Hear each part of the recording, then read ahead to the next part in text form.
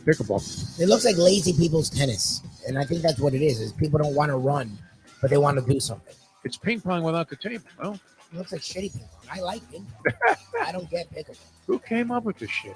Are there stars in pickleball? Are there guys? Jim Sarney was pointing out some local person. I think a woman is like the number one pickleball player. And how come she's not getting more attention? Because the game sucks. Has that replaced shuffleboard in most of these like 5-star senior residences? It looks like a senior game. It looks like, yeah, and you want to be active. From Century Village, right here in Pembroke Pines, it's the National Senior Pickleball Championship. And today, Irving Schwartz is going to go out there. Irving's undefeated now in singles and doubles. And Saul Bernstein. Yeah. The B'nai B'rith is backing today's event. Never mind. I don't think we'll see a lot of old Jewish people in Century Village playing pickleball. Is there a demand in front of the Homeowners Association to put in some courts? Take out the shuffleboard? They have tennis courts there. My mother was always telling me, why don't you come here and play tennis? Because there's like a chalk outline of the last guy to play tennis on the court. Zakovich, I think was his name. Irving. The time. Wake up with Defo, joined by Lubie. Welcome to the Defo Show.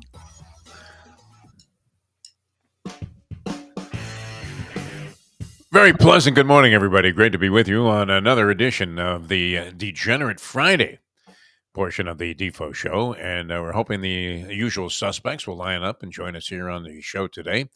Haven't heard back from the Greek yet. Always exciting to talk to the Greek, get his perspective on gambling and relationships. Of course, the professor with the big board is a gigantic hit for us here on the program, and he'll be joining us. We can say with a level of certainty that normally is not equated with anything that we do. And Mike Mayo later on, the Gambling Gourmet. And this is a dangerous day for me under the umbrella of the Mike Mayo Lunchbox program, because we have dueling freebies working today in terms of meals.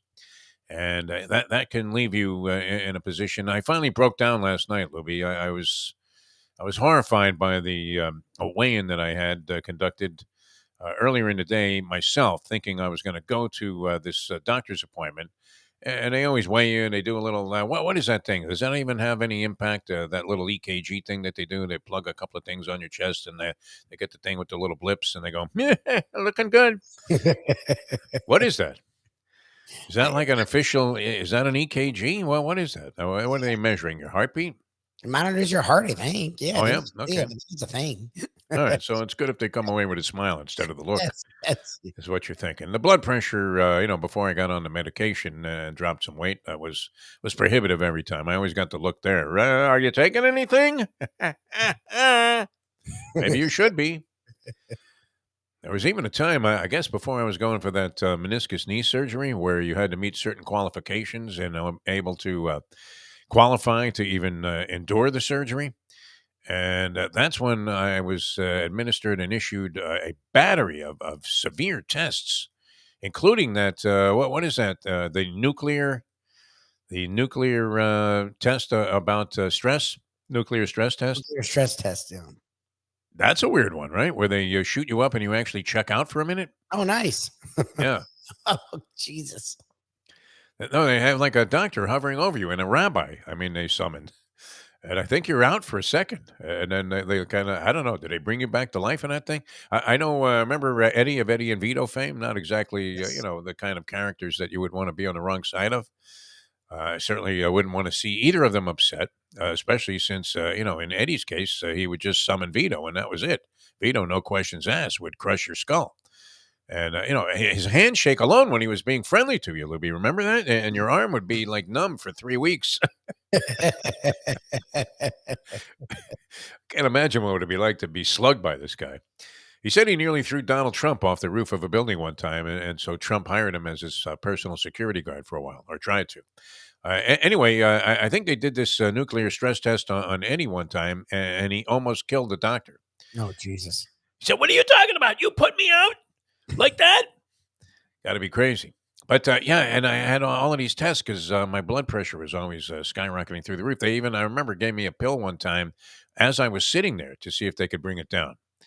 I don't know what I mean. Polyman, our good friend the Polyman, who introduced us to Eddie and Vito. How is it that all of these characters all came and evolved from my relationship with the Polyman? Before that, I was just a straight laced guy, a regular guy. It was you, Polyman. No, I mean we enjoyed that. There's something about a quasi mafia association that is actually a source of pride for a lot of people. Would you say that's true of most degenerates? That they don't mind the implication at all that they might have some connections? Like, don't worry about that. If he doesn't pay you the money, we can find somebody who can take care of that for you. Do you find that to be a familiar characteristic of guys that gamble, Libby, now that you've been associating in those kind of degenerate circles? I don't know about the Larry the Leapers per se, but the people who are The Leaper has to know mob guys because they all have to be after him. well, No? but I'm saying, like, I don't know if Leaper has someone that's going to be in his corner there to assist him to get money back. It's usually the other way around. Oh, well, I mean, there's no way he's in a position to need money back because it was always going to be the opposite, right? Hey, can you squeeze me a 20? I would say most stand-up degenerates, yes, they have someone they know that can assist in matters. Yes. You know, it's funny. This is still impacting me that I ran into that guy in the men's room last week at Gulfstream Park. I was just getting settled in. You know me. We have the show there, and that's from 12 to 1. And then you start getting involved in some wagering. And I like to go downstairs to Nando's bar there on the first floor and just hang out. Isn't that crowded in the summertime? So it's fairly easy to comp one of those tables. And is that not a perfect setup for me? A Yes. wall of screens with every racetrack there. You have Nando, the bartender, in this particular. It's like Kiner's Corner for degenerates. It's fantastic, and he summons up the sound from whatever screen happens to be having a live race at the time. So you don't even have to worry about that. It's like being in Las Vegas. It's absolutely fantastic. But I go to the men's room and I'm figuring, okay, I'll settle in now for the day, take a leak, come back. Everything's going to be great. And the first guy I run into is this guy that he's only done it once, but it scares me because I know it's coming again. Where, and I barely know this guy. I mean, I've seen him around the track. I don't even know his name. Okay, he looks a little bit like Vincent Schiavelli, the character actor. He actually does have a little bit of that look. And yet, I mean, it's sort of also, kind of combined with a look of desperation. Like, the guy just, he doesn't look like he's all there, but, and he seems like a nice enough guy. We've always, kind of nodded, said, hey, how you doing? Even though I don't know the guy's name. A lot of people like that on that kind of a circuit. But the last time I saw him prior to this meeting in the men's room, he had hit me up for $20. Mhm. Now, you know the basic rule of thumb here, Lubie. If you're going to gamble, bring your own money. Yes. Yeah. I didn't come here thinking, geez, you know what? The first 5 guys that hit me up for a 20, I'm going to give it to them, knowing I'm never going to see it again. Yeah, there's no way. Let me just go lay out $100 right away here before I even make my first wager. It's one thing to lose 300 while you're at the track. At least you did that of your own volition. It's like we always say, in the argument about whether horses, should be treated differently, or horse racing should be treated differently than other sports that involve an element of danger, because at least the human being is making a conscious decision that, okay, I'm willing to risk my life to get in the ring here with Terrence Crawford because I'm going to make $100 million. So the trade-off for me is worth it. Yes. And, I got a little Johnny Tapia mentality there, mi vida loca. I don't care, right? I'm willing to go out there. This is what turns me on. The whole prospect that it's that dangerous and wrought with inherent danger is another adrenaline buzz that you get from being involved in a sport. Although I would much rather play a sport where there's little or no chance of being killed. What would you think, Lubie? Like tennis Yes. is a lot better? Yes, I know. I will. Yeah. I mean, you could have a heart attack while you're out there playing tennis at this age. In the heat, Especially in heat this, stroke, in this whatever. heat. Yes. Not anything. Look, pickleball, I'm sure, has its own side effects. But yes, there's a little difference between that and tackle football. Yes. Where you're leading with your head. Yeah. Pickleball, interestingly, I saw, and I guess this was on some kind of a crawl on one of the news channels like CNN or MSNBC, that pickleball, the injury ratio in people over 60 that play pickleball is some hysterically high number. That, hospitals are being filled with senior citizens, mostly because not heart attacks or blood clots or any of the usual stuff that takes you down and has your number blinking on the board. But because they're playing pickleball, Lubie, it's now causing all kinds of horrendous orthopedic difficulties for people that are 60 and over. Well, it makes sense. That's the thing is like I keep talking about the only reason I see anyone playing pickleball is the older person who can't do anything else. Well, yeah, they usually aren't doing anything. That person is usually so sedentary, yeah. But like your back or your knees or elbows, whatever issues you have that stop you from playing things, you're not playing things. So if you now are then, and these people play a lot. Again, my dad plays pickleball like 3 times a week. Like most people that play pickleball are like fucking addicted to it. Like if you're doing something now and you never would have done anything before, hey, you're probably going to get injured a hell of a lot more. Is pickleball to tennis what Pop-A-Shot would be to basketball? Where, you're going to arcades and hitting an inordinate number of jumpers, playing Pop-A-Shot. I guess you don't actually jump, right? Does anybody actually jump when they were shooting the basketball in Pop-A-Shot? I don't think so. I was always frustrated by that game because I felt that every ball should go in, every single one. Yeah, I don't know that I shot them fast enough. That might have been, criteria, consideration for the reason why I didn't total scores that I would have been, overwhelmingly pleased by. Look, I don't know what this means if this gentleman's good at basketball, because to me, I agree with you. Like playing Pop-A-Shot and playing real basketball are different things. The rim sucks. It's like the shitty rim. So like you have to shoot it perfect or you don't fucking make it. But like Andy Man is like a savant at fucking Pop-A-Shot. It's like not even a joke. Like he doesn't miss. Like he scores hundreds. Wow. And he does the fast thing. Because that's the problem is you want to do a whole shot. Is he good at skee ball also? I don't know. I've seen him play pickleball a couple times, and it's like he'll have a conversation with you. He'll look around. Yeah. It's like when I was playing fucking with Brandon in basketball. Like he can. It's just like one motion. Talking about Brandon Knight. Brandon Knight, yeah. Like he wasn't paying attention to anything, and he was still kicking my ass. Yes. Like Andy can literally be texting on a phone call, buy, sell, buy. And it's like one fucking motion. It's like he's got 2 phones, one in each hand. Buy, sell, buy, sell. I love that kid. It's fucking weird. Yeah. Like I've never seen and never misses on a Pop-A-Shot. Never. He doesn't miss one. Like, where were you playing? When we were at Whiskey Tango, when I used to do the trivia there, they had Pop-A-Shot, and he came a couple times, and I just sat there like in awe. What happened to the guy from Whiskey Tango? Did he ever recover from those $25 gift certificates he was giving away every time the Heat lost? When I did trivia, it was after the Heat era, but I don't know if they ever were the same. We did a Super Bowl show there, didn't we? One time after we came back from, I believe it was from Dallas. It was the Steelers-Packers Super Bowl, Rodgers versus Roethlisberger. We had a big Super Bowl preview show. In fact, even representatives of management of the station came out there to say, nice job, guys. Yeah, so it was like a big thing. We thought, well, geez, to make a nickel the day we come back, well, it wasn't too bad. I don't know. Your fee probably wasn't quite that high, but nonetheless, it was cash, yeah. It was decent, like $300. Beautiful. For an hour. We did nothing. It was fantastic. Those were my favorite shows. We don't know any more about it the day of the game than we did the 2 weeks leading up to it, do we? But we had a pretty good time there in Dallas. That was one of our was that our original venture into Radio Rose? Was that the first one? That was one, and then Indy was 2. I just remember the ice. I remember. Oh, it was prohibitive trying to get around there, man. You were pretty good, and this was in the early days of GPS, and you had yours working. Yes, and I was amazed by it. I was like, wait a minute, who is this guy? Who's talking to me, telling me to turn left here? How the fuck do they know? And do they realize that we're in the middle of an overpass? It's not an appropriate place to make a left.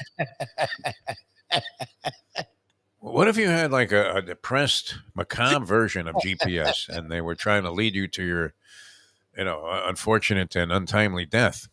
Oh, God. Somebody will come up with something like that. Anyway, all right, a lot to do here. The Greek's going to join us in a few minutes, and we'll get his thoughts. He did turn us on a long time ago, and the theory went south for a while, as is the custom of anytime you're onto a good thing, a lot of times, like I do, I mean, my whole life, that's been my life story, I get there too late, right? I buy the stock just as it's about to dry up. I start gambling on machines that they suddenly have mechanics working on, and they're changing the calibration right there as you're playing. And you're like, what? That happened to me with those Majestic Lions. I was talking about that the other day. Forget if it was on this show or somewhere else, but nonetheless, I do remember when the MGM Grand first opened up, and they had a boxing event there, and they were showing off this whole big arena that they had put in. And so they invited a bunch of people out there, and we're staying at the MGM Grand. And right by the elevators were these machines called Majestic Lions. They were dollar slot machines, and literally they were lined up 100 deep to play these machines, but nobody ever got up because there was something wrong with them. They were paying out like jackpot after jackpot after jackpot. Like if you won less than a few $1,000s while you were sitting there, then you absolutely have no luck whatsoever. So naturally, I figure, okay, I was just getting clobbered on that trip, as I recall, and I was down to my last depressing 100, which I was thinking I should save to take to the airport in case whoever was with me at the time wanted something to eat. And so, sure enough, I couldn't resist the temptation. Everybody's winning. I'm thinking, oh, good, I'm going to get out for the trip here. I'm going to stick 100 in here. When I get back my 3,000, I'm going to go right to the airport and catch a plane. And what happened? I don't even think I got 2 cherries. 2 fucking cherries I'm looking for. Cherries. Cherries pop up on a slot machine. Do you say, oh, good, I got my money back? No. No. You're saying, oh, fuck, man. That's the best I can do? You're like 2. What happened to Wheel of Fortune? Wheel of Fortune. Wheel of fucking Fortune. Does that ever happen? Anybody ever hit a progressive jackpot?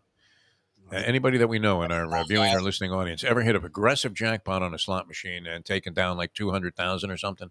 Oh, no, I was going to say the only 2 people I know have had success on slot machines are your wife and Jersey. For some reason, your wife plays so much that eventually you're going to have success. Jersey doesn't play at all. No. But every 3 times hits a goddamn royal flush or some shit. And he has a cavalier attitude towards slot machines, very cavalier, as he does towards most things, especially when it comes to gambling. Yeah, and he's not afraid to go ahead and play like the maximum, like a $10 machine, and he's playing like $100 a spin, and inevitably, like within 3 spins, he's hit something for a significant amount of money. 100%. That's all he should do is play slot machines. He should give up the horses. That's for sure.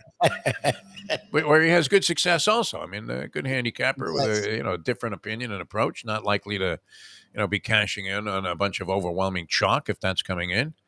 But as I said, when we were talking about this and the horse Game On Dude, because the name always stands out for me, and we mentioned this in reference to the Marlins earlier this morning, because it is now Game On Dude, is it not? As the Marlins, coming off a sweep and a 5-game winning streak, 14 games over 500, head to Atlanta tonight to begin a crucial midseason 3-game series.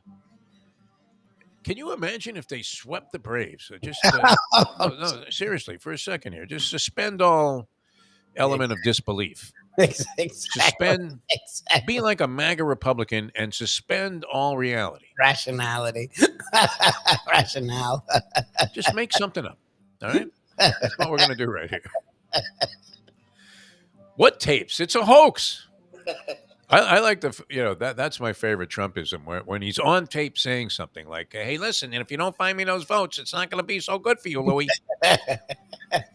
You know who I am? I'm the president of the United States. How did this man become president of the United States? What kind of how in this great country? How is that possible? My favorite part is that the people supporting him are religious right. Like the guy's like Mr. New York, Mr. Yankee, Mr. bullshitter. He's not religious at any level. He's not a family guy. How dumb did he look when he had that upside down Bible there? Like he was Lloyd Daniels on the bus on his way to go meet Jerry Tarkanian in Las Vegas, and he's reading the newspaper and it's upside down. He can't read. Oh, Jesus. Like, 100%. Kind of, strings that you have to pull there, Tark, to get this guy into school. Amazing. It says of all the people to support him, it's like the religious right. Yeah. Okay. Oh, you're gonna say, but the Trump story. I mean, literally, he's on tape saying, "Hey, here's how we're gonna go ahead. Here's our strategies for a possible war in Iran." And the people are like, "Oh yeah, that's great, Donnie." He's at a golf country club. He's having a cocktail on the 19th hole. Unbelievable. Showing top secret documents to the bartender. And anybody who'll listen, look what I got. I got a top secret document here. Now he's saying it, and then you turn around and just declare it a hoax. I'm like, at what level is that a hoax? I mean, how do you approach that? Where do you begin to see hoax in there? Except that somehow this guy got to be the president of the United States, and is it impossible that it happens again, Louis? I would think yes, but I would have thought so the first time, wouldn't you? I thought there was no chance. As much as people despised Hillary Clinton, and she was not a favorite character of many, many people, including people in the Democratic Party, I thought there was no chance that Trump could get elected. Didn't you? That night? Do you remember that? We were doing a lot of election coverage at the time. All right, we're going to come back and we're going to talk to the Greek and see what he has to say. I don't know. Is he on the Marlins bandwagon, you think? You think he's been betting these streaks? The old baseball theory, which is as soon as a team either wins or loses 3 games in a row, bet that team to continue the streak until it ends. Now, it may end that night, in which case you're a loser, but in all likelihood, it'll probably persist and proliferate itself at least for a couple of games, and you're already out of the bet. What, after they win 1 game? You're in good shape, unless you're parlaying the thing. We'll talk to the Greek in just a moment here on the Defo Show on a Degenerate Friday. The professor later on, Mike Mayo later on, and we'll be back with the Greek in a moment. Now that time 7:25.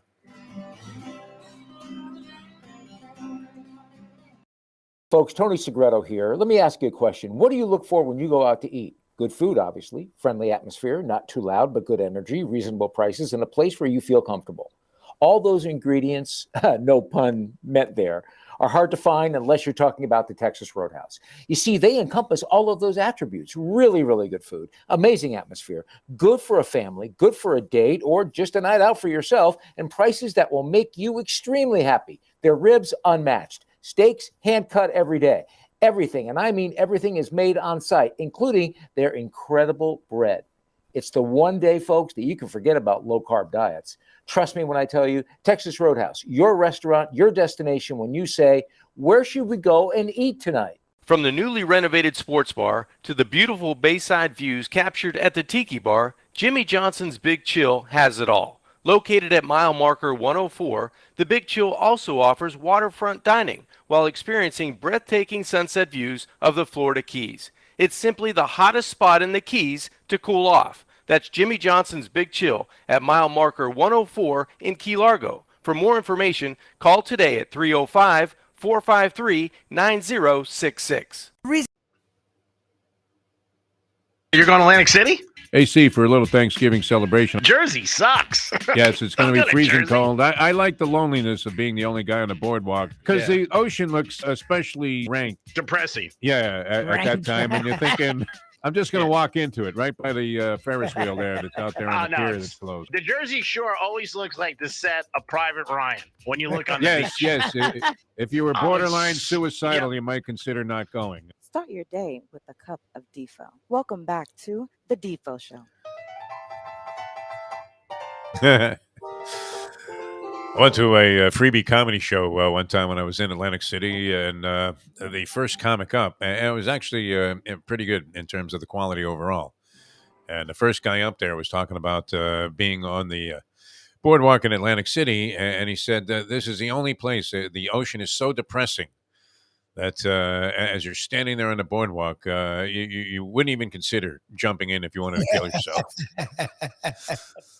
We welcome to the show, on that note, the Greek, who is always making keen observations about these sort of things. Greek, how are you, my friend? I'm doing good, buddy. What is happening? Happy 4th of July to you and Lubie, the greatest country in the country. What's up? What do you have going on the 4th, Greek? How do you acknowledge the greatness of the United States of America? Fireworks, nothing crazy, very low price. I do have a thing we're doing, me and 3 of my friends. We're buying a book of $50 scratchers for $1,500. We're going to get cigars and sit around. When the fireworks go off, hopefully we have a big winner. Very good. Have you had any success in that strategy in the past? You, if anything, you would be the first guy on the very first card to pull out like $1 million winner. No, I mean, I've won 500, 1,000 tops. I mean, but no, I'm not a big scratch off player, but a book's 1,500.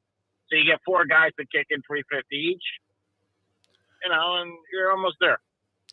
All right, and you end up with the whole book. Is there a strategy involved there? Thinking that inside of a single book they might have put a couple of big winners. How has that worked out? And it's a good way to blow an hour and $350. There are other ways that you've been a practitioner of. Yeah. And then better than spend it on a broad or girl, woman, whatever you want to call it. Yeah, exactly. Yeah, I have no luck in any of that sort of thing. I mean, never. I think early on in the days of the Florida lottery, I might have had 4 numbers on a ticket. First of all, you have a lot of great luck. You've had a good life, very good life. That part's good, but in gambling, no luck. Well, what are you going to do? I mean, you're good looking and you're on the radio. Gambling and marriages, no luck. Let's throw another one in there. Palm Beach Cattle Club, some guy came up to me. He goes, "Aren't you Greek?" I said, "Yeah." He goes, "Didn't you used to be on with Defo?" He goes, "Yeah." And he goes, "I love that guy." I said, "Here's $20." Exactly. You love Defo. I actually had somebody ask me the whereabouts of the Greek recently, saying that they miss you on South Florida. Well, I mean, I guess Miami radio, even though you're still very prominent up there in Palm Beach. And, that signal does come down here. Because I find myself, believe it or not, because of the lack of any kind of, interesting sports talk, that we're down to I think one sports station that actually has live shows. And I don't know that any of them are necessarily my game. I mean, all of the people are fine or whatever, but it doesn't really stimulate me. But I'm listening to, 1230 The Gambler a little bit. No, The Gambler's good. I mean, it really is with VSiN, and I'm in there sporadically. I'll be back September in the afternoons. But, if you like sports betting, I mean, like yesterday was cool with the match. At the win, I was going to go to that, but I decided not to go because the weather is just so hot right now. It really is so hot. But, yeah, The Gambler's a good station. If you like sports betting, it's good. If you don't like sports betting, then don't listen to it. Yeah, I mean, but it's interesting. I mean, I've always felt this way about gambling, and with all of these people that are doing analysis on TV, and they have all of these theories and stats. Essentially, gamblers are analyzing games in much better and more relevant detail than most of the analysts that you would have on TV that are so-called, sports experts. Because, again, they don't know what they're doing. So they're not speaking to what the audience really wants to hear. They're more filling time and making up trades that might happen. And this one's this on third down on Tuesdays. Yeah. People don't care about that, the average fan. They want to know who's going to win, who's going to cover. And if there's a couple big stories, yes. But that's just what they do. I mean, they've done it for years. People consume it. And then with the blogs and podcasts out there, everybody's got a podcast. And really, is anybody making money? My buddy said last night, I have a podcast. I said, no, you don't. You have a hobby. Well, we felt that way at times, Lubie and I, as we get out of bed at 5 a.m. to do this. And you're thinking, what am I doing here? It's great. But there's always upside potential. If you're making money, you do it. If you're not making money, you don't do it. It's like anything else. Anything worth doing is worth doing for money. Yes. I mean, that's the way I look at it. And you guys are building something. But if Joe Schmo from Boca goes on and talks about, his paint drying on a Tuesday night, yeah, who cares? Some fascinating podcasts, yes. And I love it. Did you know this about Dr. Phil? I don't know, because I always thought Dr. Phil was a scam. Yes. Did you know? I do too, yeah. A licensed therapist, people have to sign waivers when they go on the show, when he gives them advice. He lost his license years ago. Yeah. He's not an official psychologist. And no surprise. Yeah. I wouldn't ask Dr. Phil for directions. He is the psychiatry. I find out about therapy. Therapy, I think, is great. If you want to go, again, my brother's a therapist 30 years. But a lot of therapists, and not that it means it or does it, but their background and their relationships is not great. No, it's horrible. Oh, no. They're a mess. Yeah, their personal lives are a disaster. And Lubie, I know you go to therapy and it's great. I'm not in any shape or form. But even like Dr. Phil, you see him, you get millions of dollars and people, and you lost your license. You lose your license in anything, there's a problem. Yes. Yes, I don't think he could get licensed as a hot dog vendor in New York. This guy, his credentials are, Yeah, what not weak. a scam. I mean, I give him credit for robbing everybody, but still. But that's the nature of the beast on TV. I mean, the guy's Dr. Oz turned out to be a complete fraud. He's a Yeah, I should be on TV. I mean, Honestly. I really should. Well, you are, but I think maybe in a different capacity, you would be the one guy that was actually legit, which is great. But yeah, it's no surprise. I mean, I was going to say that Dr. Phil was to psychiatry what Jimmy Swaggart was to religion.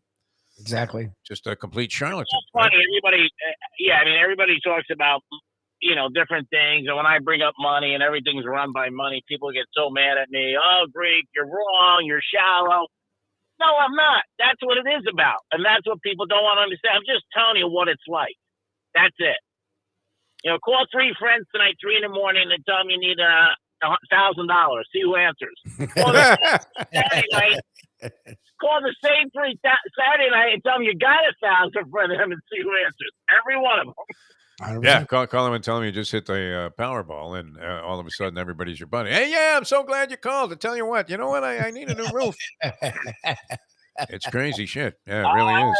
Let's do some sports picks. First of all, Marlins on fire. Said it early on. Great bet over for them. I would keep. What is the over under for the season, Greek? What number did you get? 77. Oh, nice. Nice one. Nice. Nice. That's nice.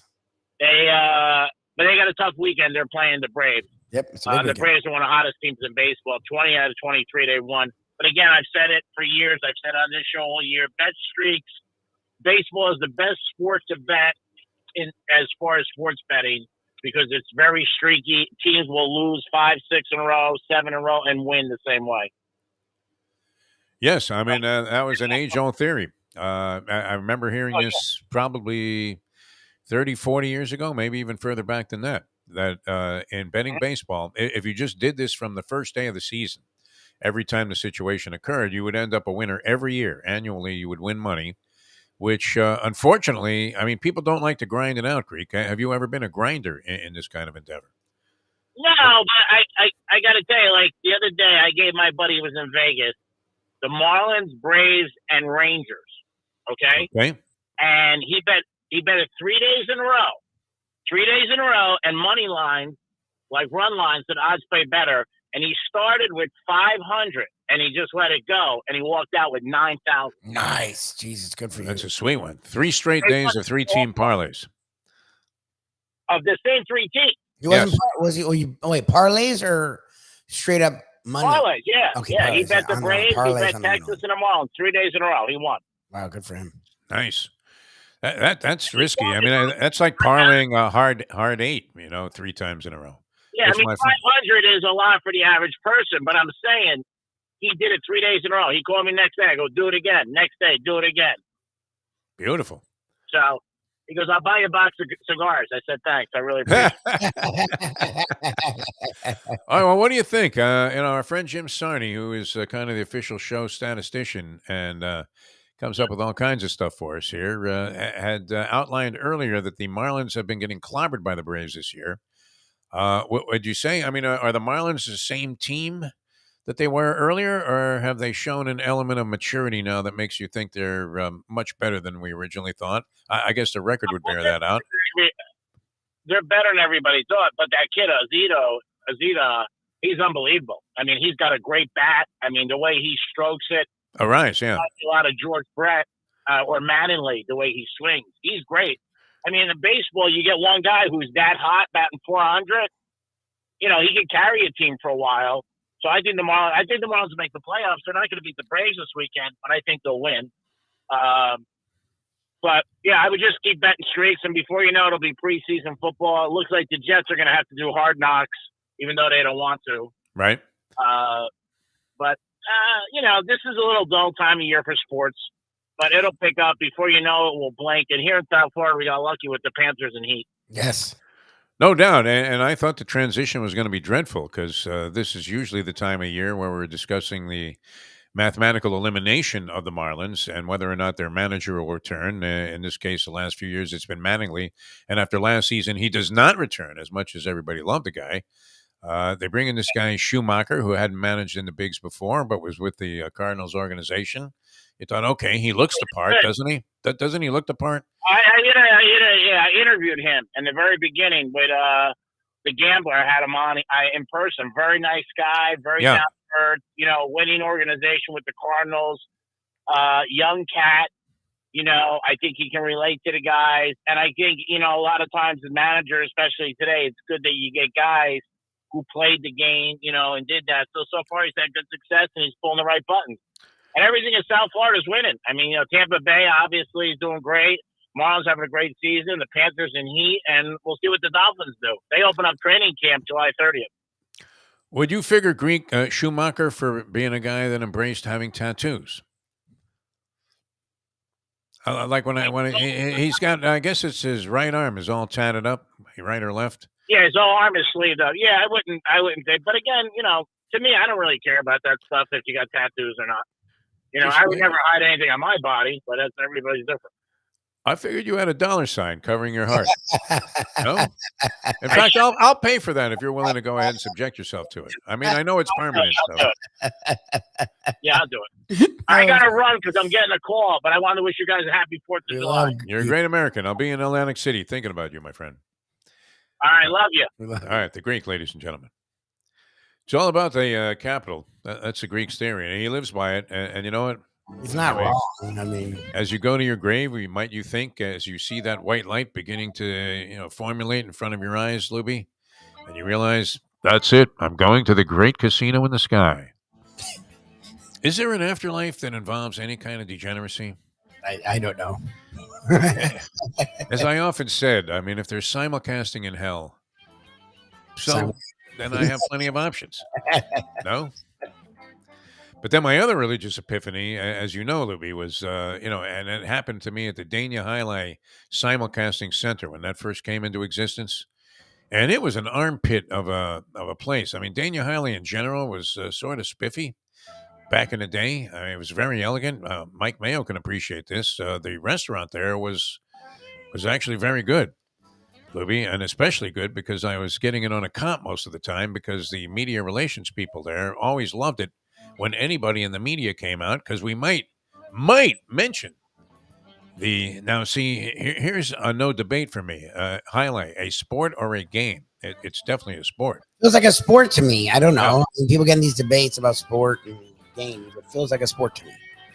I mean, if you watched, some of these guys, fire this pelota, and then the athleticism of some of the great players of the game, including our own beloved Joey Cornblatt. Incredible. I don't know that Joey was he overwhelmingly athletic, people? Is that a fair statement? I don't think so. He was just so clever at how he played the game. You know what he'd be good at, Lubie? Joey, if he wanted to take it up? Pickleball. Oh, sorry. I'm presuming. We'll have to ask Joey Cornblatt if he's into pickleball at all. I mean, can you imagine? People don't even know you got a ringer on your team. How great would that be? This is a guy that invented the kill shot, was the biggest proponent. They used to just lob the thing back and forth like it was a Smith Barney commercial, Lubie. That was the strategy of the Basque people that, they would play these 21-point games.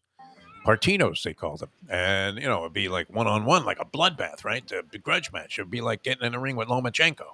And you're thinking, okay, this will be interesting. But the strategy was, I say, old chap, have you been very successful in your investments lately? And then Joey comes along and boom. Was he the first? I know who would know the answer to this, and he's coming up in a minute.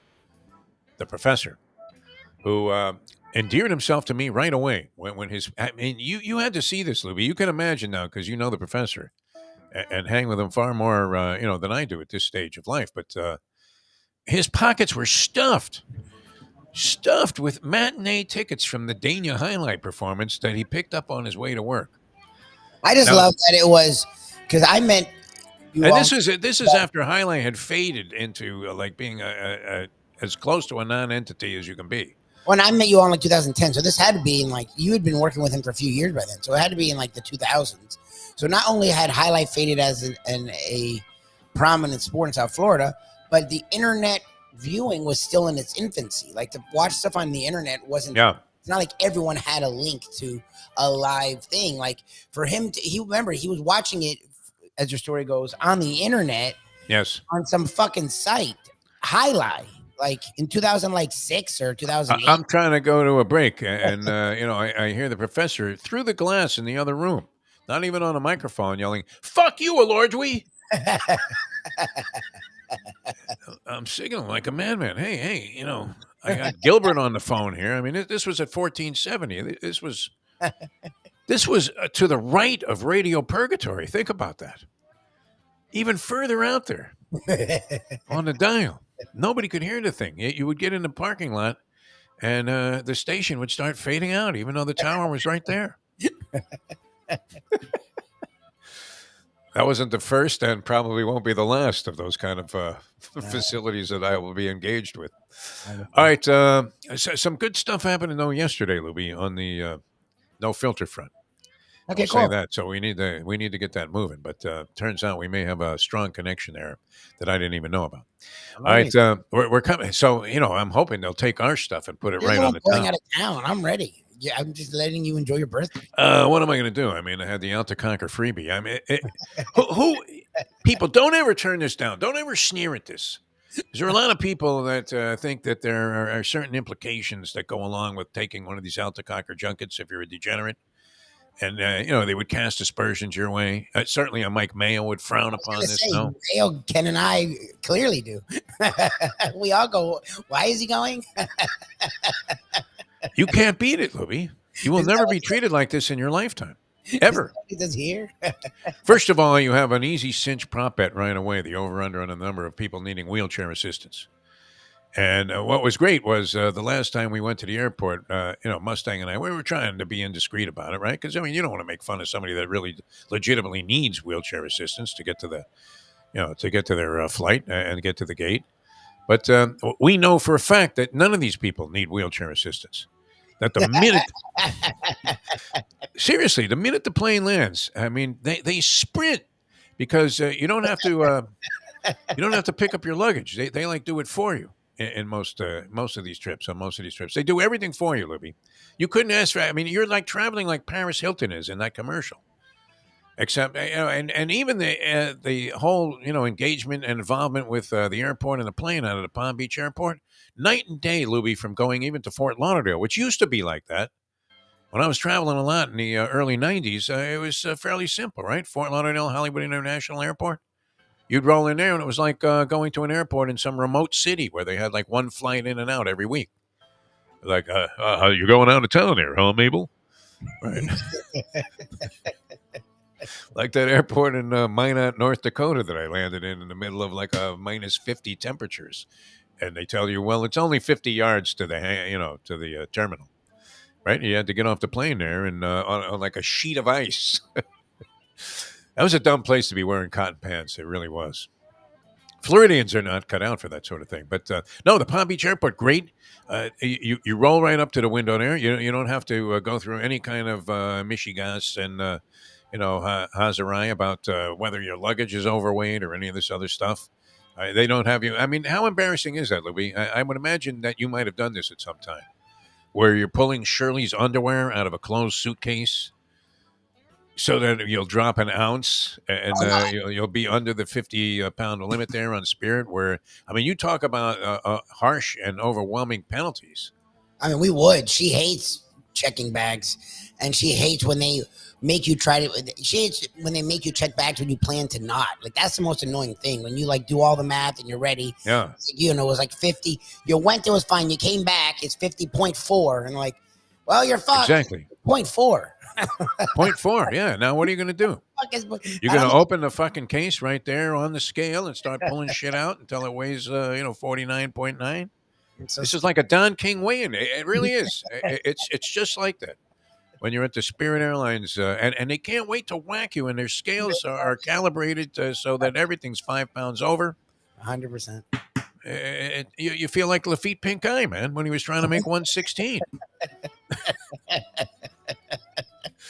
It's insane. It's the most awkward, and you have a line of people. They're all going, oh, yeah. So and now you're pulling shit out of your suitcase.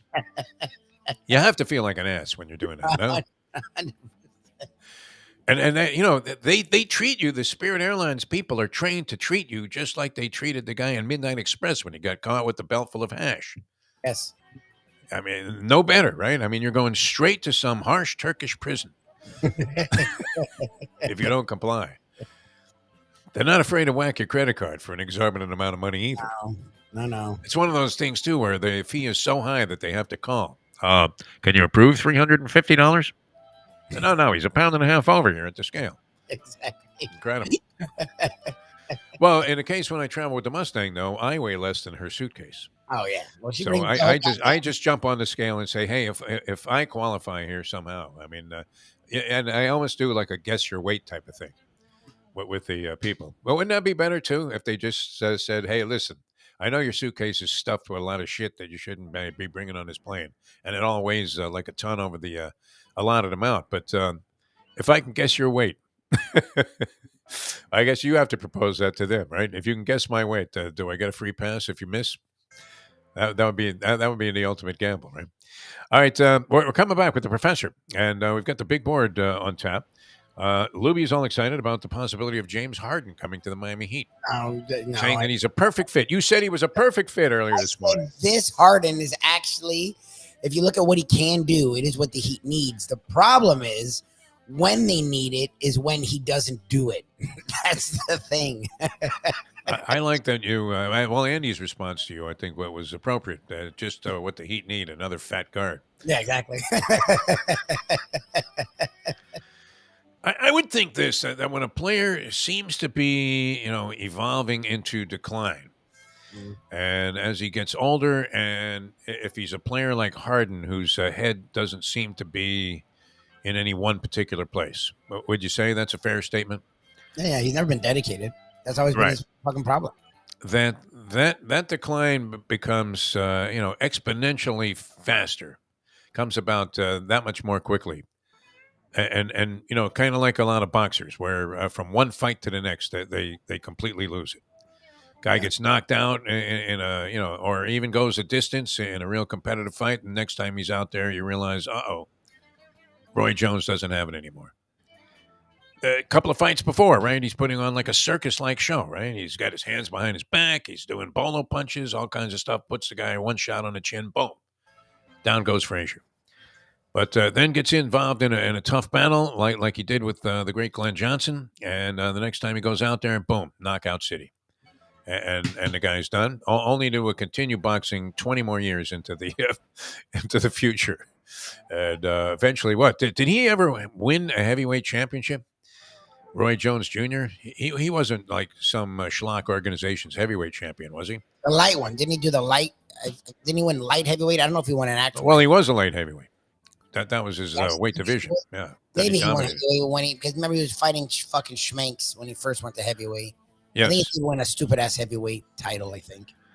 Yeah, I'm blanking on the name of the guy that he fought where I called his fight at the what is now the Kezar Center down there. Kasaya Center. Kasaya. Yeah.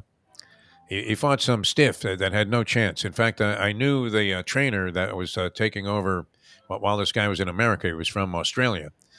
And a guy named Burns. And he told me before the fight that this guy had no chance. No chance whatsoever. When a guy in your corner is telling you have no chance, that's not a good sign. All right, we're coming back with the professor and the big board. We'll get into, is there USFL action still, Lubie? Is that going on still? Yes, it is. Yes, sir. Yes, sir. Championship Saturday. The Stallions and the Maulers. Stallions giving 7 to the Maulers. What do you think? We'll get an opinion on that, I would imagine, from the professor. That's coming up in just a few moments here, and the big board always a hit. Later on, Mike Mayo will join us here, the Gambling Gourmet, in his capacity as the Gambling Gourmet. He is many things now, Mike Mayo. Yes, he is. He started out as a Gambling Gourmet, and now, he's this media superstar, including, I mean, how great is that he has, like, young groupies on top of everything else? What do you make of that, Lubie? I mean, is that a phenomenon that is almost as inexplicable as the Trump presidency? What do you think? I don't know if it's that inexplicable because he's talking food and women love food, but It's definitely weird. And they probably figure there's an element of sensitivity there that I don't know if it's really a part of the Mayo makeup. Yeah, Mayo's an because, he can write about this in the kind of flowery language that you need to describe food and qualify as some kind of food critic, no? Like you won't see many articles in the paper where, it starts out, the lead is, the fucking steak here is great, which is what you would say about a restaurant. 100%. Right? Somebody asks you, hey, how is such and such a place? You go, the fucking steak is the best. That's 100%. That's a food critic, is it not? I don't think so. I think they would use better language like Ken or Mayo. I don't think they'd be as direct. The term flowery language is usually a big part of their description of food. I'm not great at that. I always like when they ascribe a human characteristic to something that is, something like the weather, right? Where, the article would begin, the temperatures were a bit pretentious as we entered the restaurant there, but the cool climb greeted us, as did the aroma of the garlic shrimp. You're like, what? Tell us if you liked it or not. That's all we want to know. But you have to fill space, just like we're doing now. All right, we're coming back with more here on the Defo Show, a Degenerate Friday with the professor coming up next in a moment. Now that started stumbling, I just got a glimpse of the lovely Camilla Giorgi, who's competing right now. She is kind of an Italian modern-day Anna Kournikova. Gorgeous young creature who has tennis ability, but never seems to get to that ultimate level. It's 7:54. Ponies in Style at Champions, the outstanding simulcasting room at beautiful Hialeah Park. Yes, the grand old lady of thoroughbred racing has never been more vibrant, and you can wager on the races from the top tracks around the country while enjoying a cocktail at the Brass Rail Bar or any of the fine food served throughout the facility. If poker is your game, you're covered in style, and you can play all your favorite Vegas-style games, including blackjack, craps, and roulette, in Hialeah Park's sizzling hot casino. Get a player's card when you walk through the door for all kinds of generous amenities, including our favorite, free play, when you come out to the ultimate casino and entertainment destination, Hialeah Park. These days, we're all looking for comfort anywhere we can find it. Thank goodness for Landlubbers Raw Bar and Grill in Plantation, because they are making sure you are as comfortable as possible. First of all, they're not only open for delivery and pickup. All you have to do is go to landlubbersbarandgrill.com for both pickup and free delivery. You're going to have the best wings in the world. You're going to have a great burger. You're going to have their amazing soups. Again, Landlubbers, Raw Bar, and Grill. It's nice and easy. Just go to landlubbersbarandgrill.com for both your pickup and free delivery. Thank goodness for Landlubbers for making you always feel right at home. Are you looking to buy your first home? Have you been turned down for a loan? Do you need to refinance or get money out of your home? Call Michael Kodsey, CEO of Choice Mortgage. He's been helping the South Florida community get mortgages for 30 years. Hi, this is Michael Kodsey, CEO of Choice Mortgage. We have the most competitive fixed rates in the market. Call me 24/7, 561-441-2730. And remember, I don't just work banking hours. To make the right choice for your home, call Choice Mortgage today. This has been great because as cold as Jersey Kyle has been with his degenerate stimulus package horses, this man has been on fire with Australian rules football to the point where people are calling him Crocodile as he joins us here on the show. The Crocodile himself, the professor, now 14-8 in documented picks on Australian rules football. Professor, how are you, my friend? I'm good, Defo. In fact, not only am I 14-8 and picking Australian rules football, I am 6-0 in Australia's favorite national game. Is this or is this not a night? The best way to kick off your day is with Defo plus Lubie. We now return to the Defo Show. Welcome back to the show. Good to be with you on a Degenerate Friday as we welcome to the program one of our favorites, the professor, joins us here on the show. Professor, how are you on this fine day? I don't know about you, Defo, but I find, and this has happened to me a lot more basically since the Trump era began, and particularly since COVID, that I wake up some of these mornings, particularly when I turn into your show, and I wonder what the fuck the world is coming to. I mean, I wake up here, I turn on the Defo show, I got you bitching about Spirit Airlines as if flying spirit is ever going to work out for you.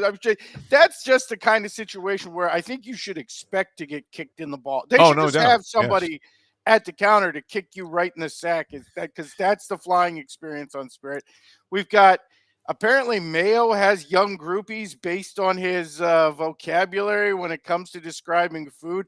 I have been known to be somewhat loquacious Yes. and have never experienced this, so I don't know what And the you hell own a we're restaurant. coming I to mean, with that. it's not like you can't take a chick out And to then the I look foundry. over here and the scroll and Sarney just won't let go of handicapping WNBA basketball. Now that's a sickness. Tell me that's not a sickness. I don't know what. Yeah, I'm trying to remember. Was it the guy from Hollywood? What was the Chronic from Hollywood back in the day? He used to call in with WNBA picks like all summer long. Johnny from Hollywood. Johnny from Hollywood, who once told me to go F myself live on the trivia contest because he didn't like my question. Oh, that guy. Yeah, I remember. I wanted to do WNBA picks. Like I remember when I first moved to town, when the first of the great chronic callers was a guy named Saul from Hollywood. And then he didn't call for a while. And, you always envision Saul, kind of living by himself in a small apartment, kind of like Leonard Toews was when he was living in Atlantic City after he got busted out. If you ever saw the 60 Minutes piece with him, and he's in like some small, dingy one-bedroom apartment right there off the boardwalk in a crummy area. And I guess eventually, when he stopped calling, it was always the first call on the board. You had to suspect the worst had happened. And sure enough, I think they found him alone dead like for 3 months. He had been laying there in his apartment. Oh, dear God. Yeah. Oh, yeah. And to fit with what the hell is wrong with the world, Lubie's writing a suitable boy here about how much James Harden fits well with the Heat. Like, honestly, how many NBA careers have to be ruined by the sentence, I think James Harden will fit here? Like, well, and Indy had the perfect summary. The only thing that times? he fits is Kyle Lowry's shorts. I wish I had thought of that one. That's a great line. How many times does that have to not work out before you realize it's not a great? And Lubie's not the only one on Twitter. They're super excited because Kyrie might join the Suns, which is another what could possibly go wrong there? That's ringing death. I'm sure Kevin Durant is very excited about that possibility. Maybe Harden will go there too. Let's get the band back together. The big three from Brooklyn. There you go. Yeah. Yeah. The franchise has completely discombobulated since then. Although they might be, and this is always sad when you have a superstar lineup like that, and you're better off today than you were when they were playing together. I feel like, and it seems like we've gotten here a lot. Basically, since the Big Three era in the Miami Heat, we're in that part of the summer where Heat fans have convinced themselves like this one superstar was coming, and now they're realizing, it looks like he's probably not coming. So we go through a lot of stages. We go through the I hate Pat Riley now stage, despite the fact we just went to the finals. We're in the let's start thinking of alternatives phase. Obviously James Harden, and the alternatives are always so much worse. Yes. So we'll see what happens, but it's always an interesting, fun time in the off season where Miami Heat fans start to get that little bit of panic, despite a lot of success in the previous year. Yeah, it does seem like it was a little bit of fool's gold, though, doesn't it? Even though I know all of that stuff, the Cinderella story was remarkable and was a lot of fun to follow since we're here in town, and most people are inclined to get behind the Heat. Especially, where the other teams have failed so often in the last couple of decades. But yeah, I mean, doesn't it seem like they really don't have that great of a team? I mean, as you sit there and you look at it, how the hell are they making the NBA Finals year after year? It's crazy. They're coming close to it. I think because the Eastern Conference sucks is really the bottom line on that. As much as Boston fans aren't going to like to hear that their super team that was going to win 10 championships is never going to happen. There it is. Did you mark that on the timer? There's the first dig at Boston. Came out of nowhere. But above and beyond that, I mean, look, I don't really want to use the phrase heat culture because I hate the phrase heat culture, but it applies. I mean, that's a lot of it. And, an ability between Riley and Spoelstra to spot these guys who can come in and contribute, despite in many cases being just rotten college players. And honestly, some smart decisions in terms of not paying these guys. Like I think the best Heat decision easily thus far of the offseason was not giving Max Strus a gigantic pile of money. So, have fun with that, Indiana Pacers. I'm sure that's going to work out well for you. What could go wrong there? What would you consider? I mean, I guess, the league leader is somewhere in the low 40s shooting 3-point shots in terms of percentage. But it's 30. I know 33% by the math is the equivalent of making, half of your 2-point shots. Correct. But Max Strus, I thought he was a higher percentage shooter than this. I mean, holy Kyle Korver, the guy Why only did shot you 37% from 3-point range. Why did you think he's a higher percentage shooter than this? Did you not watch most games? I mean, he was 1 for 10 in that one game or whatever that was. But I just thought, as I was watching Strus emerge as a player, and I kind of like those nobodies that become good players or functional players in the NBA. I think good is a serious stretch there. But I mean, he was showing signs that you're looking at the guy. He looks like a nondescript white guy who's going to do nothing for you. I don't think he looks like a nondescript white guy. I think he looks like a nondescript guy of totally unknowable racial origin. Oh, you're with the Supreme Court on this now. I like that. Well, no, I mean, he's one of those guys. Like, he could be like Middle Eastern. He could be aesthetic. He could be like mixed, like Italian. Like, what the hell are you? I have no idea what you are. I think that's why he fits so well in Indiana is they can pass him off as white. And they actually drafted a black guy this year because I was stunned they did not draft Grady Dick. Yeah. The Pacers. So, like, do you think Dick is going to be that good as a pro? I was a little underwhelmed with Grady Dick the times that I watched him play. I could see the potential. I was totally underwhelmed with his performance on the court in Kansas, but I would say the same thing of Brown, who's spelled Braun, who just tore the Heat up in the finals in Denver. Don't mention that guy to Lubie.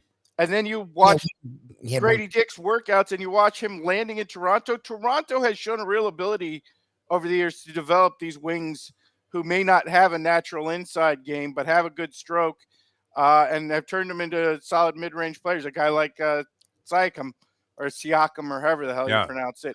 Well, why was he dressed like he was going to come on stage with Siegfried and Roy at the draft? I think it was a Kansas thing. I think he was dressed like Dorothy. I think it was a tribute to Liza Minnelli and Judy Garland playing Dorothy in The Wizard of Oz. I mean, I'm no fashion plate, and yet I'm looking at that going, I don't think I could have put that on and gone out in I'm public. not joking. If you've seen his highlight clip, which is shown up on Twitter, Grady Dick has the weird thing of being a professional athlete who's like super into show tunes. There's like a 5-minute clip of him singing and dancing. Oh, Oklahoma. Again, there's like a 5-minute, and I don't know, if that's the stereotypical 80s thing where if you like show tunes, it meant you were gay. I don't care. Yeah. But like he's not afraid of some Broadway style singing and dancing. There's like a 5-minute clip that made the rounds on Twitter of him doing exactly that.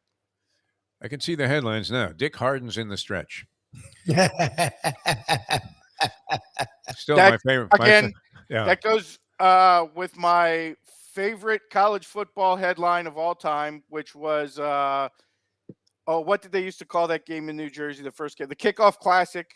Penn State beat the hell out of USC on a huge day from running back Curtis Enos.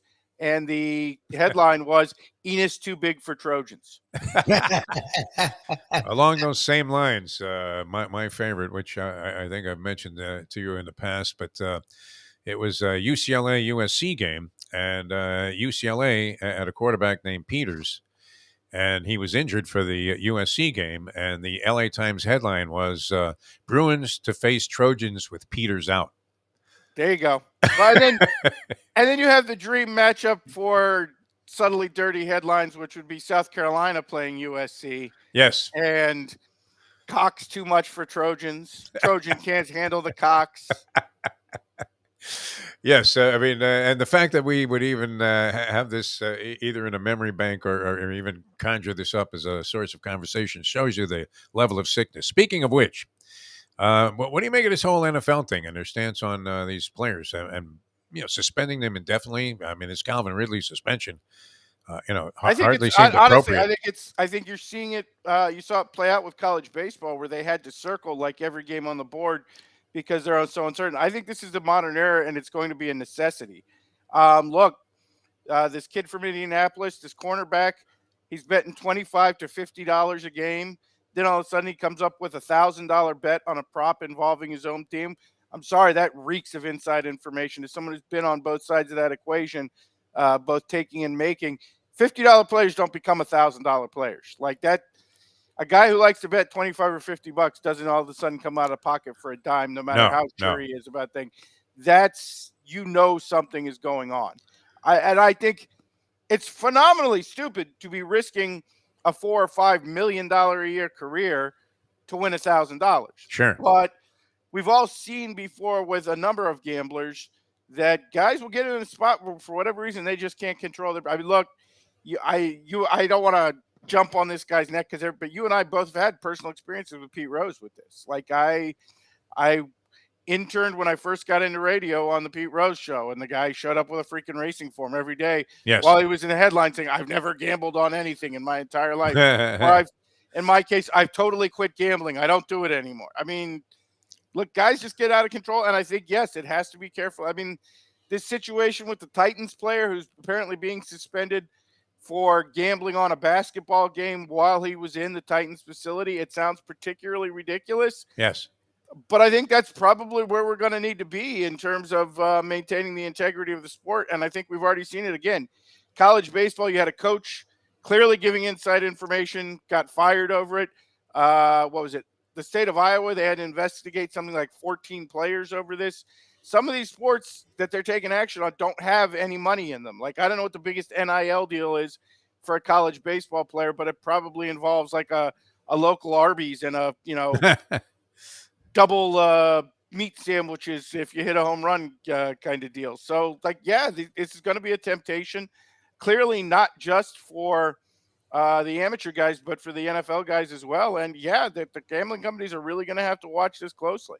Much more so than, honestly, I thought when all the legalization started was going to be a problem. I think we're seeing it's a problem. Well, I mean, the weird aspect of it to me is, I remember kind of being stunned the first time I walked in. I was a young kid, and a guy had taken me down to the locker room of the Washington Senators.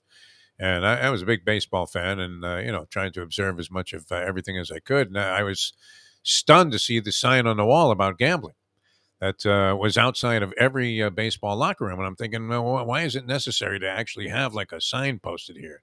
And it was kind of like the similar thing to the sign at all racetracks that is now obscured over by the Latin American Hall of Fame or whatever, some section of the track that nobody ventures into very often, where it says bookmaking is strictly illegal.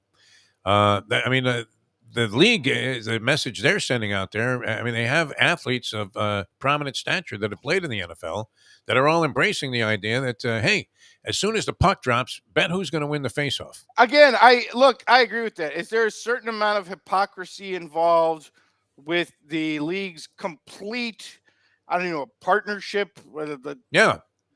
Being dominated by these gambling companies. Absolutely. Is there a hypocrisy? Absolutely. Is it a necessary hypocrisy? I think so. And you and I can both experience this from South Florida with the sport of highlight, where, you'd go and there'd be some little Cuban guy in the front row doing a loud whistle and then, giving Joey the thumbs down signal. All of a sudden you'd get an overserve or I don't think you could have bought Joey, man. He's right, a man of too much integrity. Right into the roof with Michelina out of the 6 at Miami Highlight. I mean, pyramids of cocaine are being broken out in the restaurant there. We're all in celebration of a 7-8 Quinella. Again, Whitey Bulger owned a piece of the Fronton. Like, yes. Literally was part of somehow the Winter. I don't know exactly the connection, but somehow the Winter Hill Gang was literally part of the ownership group. Makes sense, yeah. The way that guy got whacked, I mean, that definitely an integrity issue. Yeah. No, I mean, that always had a little bit of funk to it. And I remember, that was one of the, prohibitive, things about venturing into too much money there. Although, it didn't, there wasn't a ton of money in the pools. I mean, back in the day, maybe. But when you had your pockets stuffed with Dania Highland matinee tickets, I mean, Oh no, there's like Your $2,000 $50 total, could have maybe, influenced, the action completely there. No. 100%. It was always the worst bet I ever made in my life, but I love the game. That was fantastic. All right. Well, it does seem to be escalating the number of people. And there were just 2 players suspended for life in tennis, 2 low-level tennis players that were involved in Again, how many match sports fixing. have we seen this in? And we think when you get to a certain level, you're kind of invulnerable. But you had the literally the top team in Italian soccer, which money-wise is as big as any American league, get sent down like what was a decade ago, give or take, over a gambling scandal. We've seen this at the top levels of every sport. We know it can be infiltrated. Yeah. And you don't have to go back to like 19. Black Sox scandal. Yeah. We're going to say, was it 1919, 1918, whatever that was. Right. You don't have to go back 100 years for it. I mean, the examples that it can happen are much more recent and prominent. All right. Nothing like ratcheting up the degree of difficulty and determining which way to wager your money by not knowing which guys were on the take. Yeah. Fortunately, we can tell right now because of technology, things like, this Tennessee Titans offensive lineman who was betting NBA games was doing so from the locker room. They can record the IP addresses. And let's be honest, apparently these guys are not exactly geniuses about how the cornerback for the Colts was having his cousin. Isaiah Rodgers, Yeah. I mean, the way they're trying to scam their way around the system is not that they're not exactly Arnold Rothstein using 10 cutouts to place bets. Shouldn't they just have a team bookie instead of a physician? That would be better. And this way they could, just keep it all in-house. And, nobody would know. Nobody would be the wiser. And Goodell could make his fortune and be sitting there with the guy from DraftKings with his arm around him going, let's suck all of the money out of these guys. Pretty sure they're doing that anyway. Yeah. All right. USFL, are you going to be involved? I'm regretfully carve out a niche here. I don't really love this line. You got Birmingham laying 7.5 to Pittsburgh. Birmingham coming off they clubbed New Orleans, which we did pick last week, a baby seal, like a Russian boater on a baby seal there, and come back with a very heavy line. But Pittsburgh's been remarkably tough to cover against this year, including last week, which was our loss. When we had Michigan, we had the other side, and we lost in the really stupid USFL overtime rules, which features a series of exchanging 2-point conversions. We were getting 3.5 and lost by 4 after Pittsburgh converted the first 2-point conversions and Michigan failed to cover either. I think you got to take the points. I'm going to be honest, I'm not super excited about this game at this number, but I'm inclined to take the points in this spot. The one thing about Birmingham, as good as their offense have been, they've underperformed in the red zone, and they have been a little turnover prone. Pittsburgh's been the number 1 team creating turnovers, so I wouldn't be surprised if Alex Magoo and the boys maybe struggle a little bit with that, holding on to the football, and Pittsburgh gets a sneaky cover here, getting the 7 and hook. All right. Are you putting any future wagers on Wimbledon by any chance? That not a chance in hell. Okay. All right. Not a chance. Tennis is like Sarning the WNBA. If I bet on it, I'd have to watch it, and I really don't want to do that. So, honestly, when Americans were actually good at tennis, I was into tennis.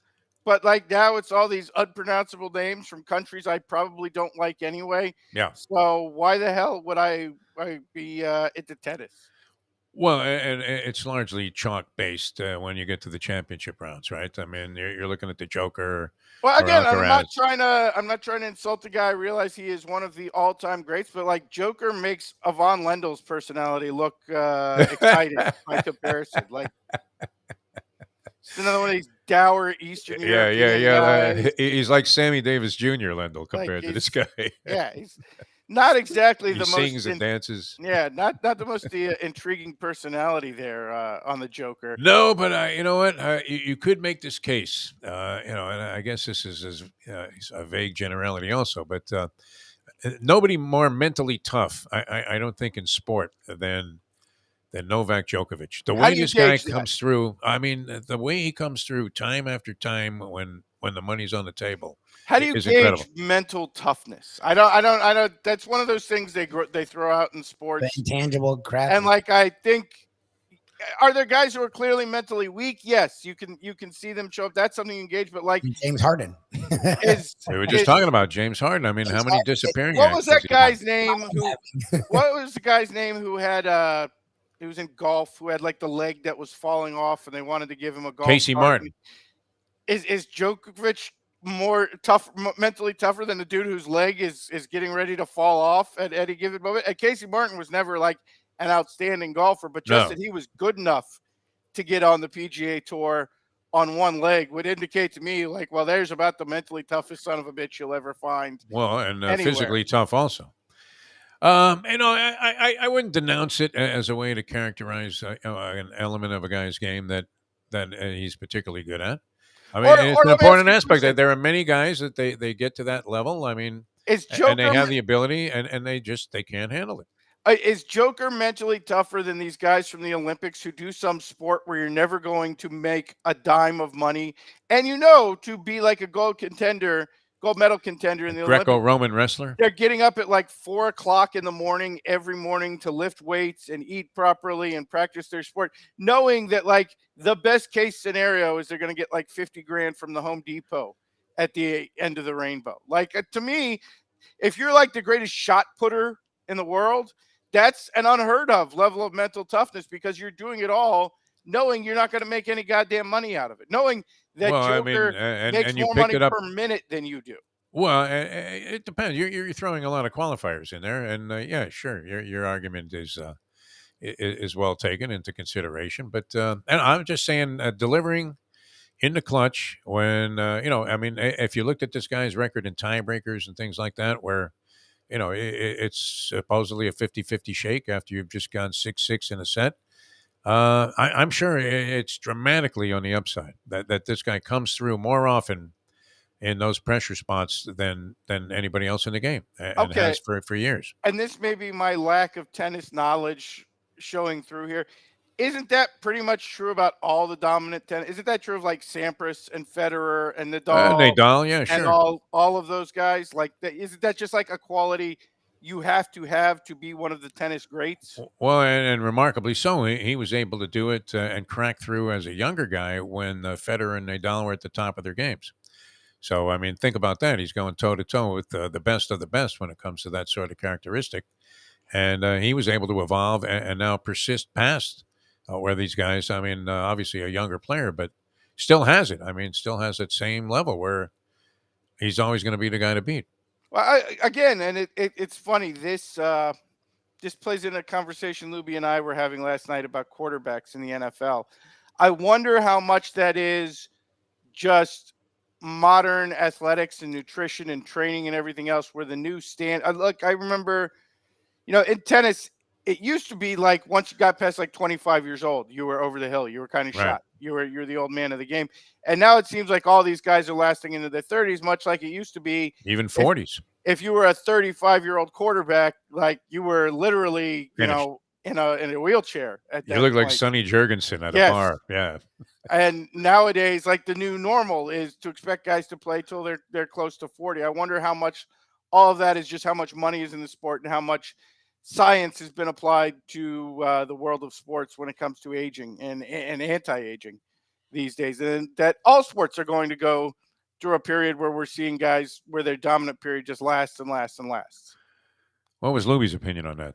Did he have one? Yeah, I mean, we've seen this evolution, and it's definitely in that direction. Well, no, Lubie was saying that quarterbacking is down in the league, and my argument was I think quarterback's actually about where the historical standard actually is in terms of the number of great quarterbacks. The thing is, because the Brady, Manning, Rodgers era lasted so long, we got used to having this large group because the aging guys and the young guys were both still playing at close to their prime level for a long, long time. Finally, that Brady group is aged out of the game. Brady, Rodgers. I mean, well, Rodgers isn't quite gone yet. Brady, Breeze, Manning, Rodgers. Matt Ryan. Yeah. Again, I'm not putting Matt Ryan. As sorry, Boston College. I didn't mean to. Rodgers. No, it's not Boston College. I mean, Matt Ryan's a nice quarterback. He might be in the Hall of Fame someday, but I'm not going to put him quite in that group. Yeah. But he lasted a long time. I mean, at a reasonably decent level. Yes. Again, and then the fact is those guys have started to age out. The young guys have not been a lot of a lot of busts in the last few years, so we haven't gotten a crop of those young guys who've become good players yet. But if you look at it historically, usually there's like 2 to 4 great quarterbacks in the league at any time.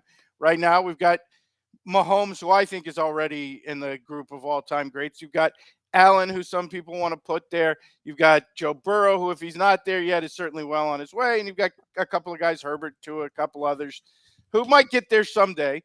So I'd say we're at the normal historical average. We're just not at this period we've gotten used to over the last 15 to 20 years that didn't fade, that lasted forever.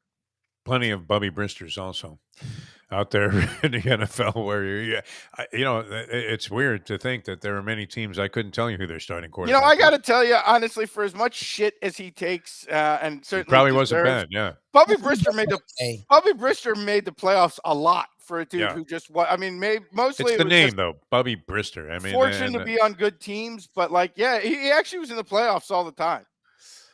Yeah, but always like Hostetler, under somewhat suspect circumstances. Yes, and again, you're correct. His name was Bubby, and you could only take somebody Bubby so seriously, right? And it wasn't like he was great, right? I mean, whoever he was replacing was always far superior. By the way, since Sarney dropped a question to me here, I feel like after yes, I play chess, but not very well, Jim. I can't imagine betting on chess. I mean, chess seems like the ultimate chalk-eating pig sports because don't the same 3 guys win everything every year for 40 years in a row. I think Boris Spassky is still dominant. I mean, I had him over Bobby Fischer when Fischer took him down in that match they were doing by mail or whatever that was. Didn't Kasparov win every tournament from 1982 till 2022? That seems like he was like Joey Chestnut in the hot dog contest. Yes, exactly. You're going to wager on that? It seems like betting the hot dog contest is an excellent analogy, Defo. All right, and a perfect segue into the big board, which we want to get to here on the program. The professor's big board for this week concerns us with what? We actually had a very interesting week. The college baseball series wrapped up, and the Florida Gators got kicked right in the teeth, which they so richly deserve every time they go out there in any sport. But then the next day, I don't know if it was a bomb because I don't know when you're talking college baseball, it can actually be a bomb because even less people care about the WNBA, and that's hard to do. Yes. Concerning the Gators coach came out, and it required a big board, and we're going to cover that, and we'll get to the Gators story. I think you can probably guess what position that's in. Yes. But that leads to the big board of guys you can't trust with your wife. There's athletes who, let's say, have had some interesting tales with other men's wives, including teammates' wives. And that starts with number 5, which is Tony Parker. Of course, you can't trust him. He's French. Now, of course, pictured here is Tony Parker and his wife at the time, Ava Longoria. Yes. And Brent Berry and his wife at the time. For those who don't remember, Tony Parker and Brent Berry's wife carried along a year-long relationship of sexting, which led to both couples eventually getting divorced. And with Parker and Berry's wife swear never became physical, I am personally calling bullshit on that because there is no way any man is going to be sex texting a woman for a year and not follow up on that. If it's not followed up in the real world, there's no way you're going to, particularly if you're Tony Parker. Yeah. But here's what I'm saying about Tony Parker is not only did Tony Parker cheat on Ava Longoria with his teammate's wife, he cheated on prime era Ava Longoria. We're talking late 20s, desperate housewife Ava Longoria. We're not talking about 2023. I've been a movie producer for 15 years, Ava Longoria.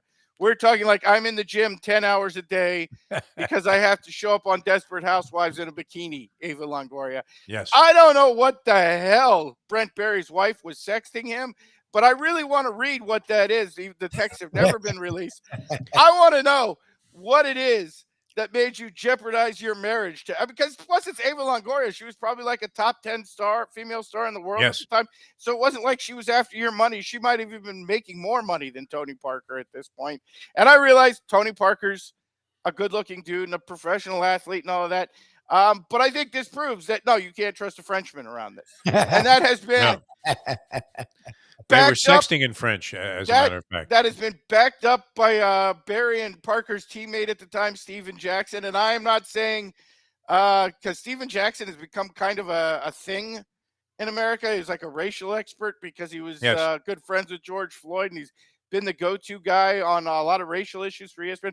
I'm not saying you should trust Steven Jackson's opinion. I'm not even saying you should trust Steven Jackson's memory, because I feel like there's a lot of Hennessy and weed that has impacted Steven Jackson's memory over the years. But he doesn't Steven say Jackson, much on that podcast with Matt Barnes. Steven Jackson has said on this subject, no, Tony was the dude you did not trust with your wife and the girl, that the minute you went to the bathroom, you'd come back and find Tony talking to your girl. So I do believe Steven Jackson on that particular subject. I am Tony Paquet. All right, very good. That's number 5. Good start. Number 4 proves a point that we have mentioned here on the big board, which is no matter how insane American sports, English soccer gets a little worse. On the left here, that is Ryan Giggs. For those who are unfamiliar, Ryan Giggs was a Manchester United midfielder from the late 80s through the late 90s. Basically, according to English soccer people, Ryan Giggs was David Beckham before there was a David Beckham. He wasn't a huge goal scorer. He was a passer, but he was a great player, and he's a very good-looking man who everybody in England was in love with.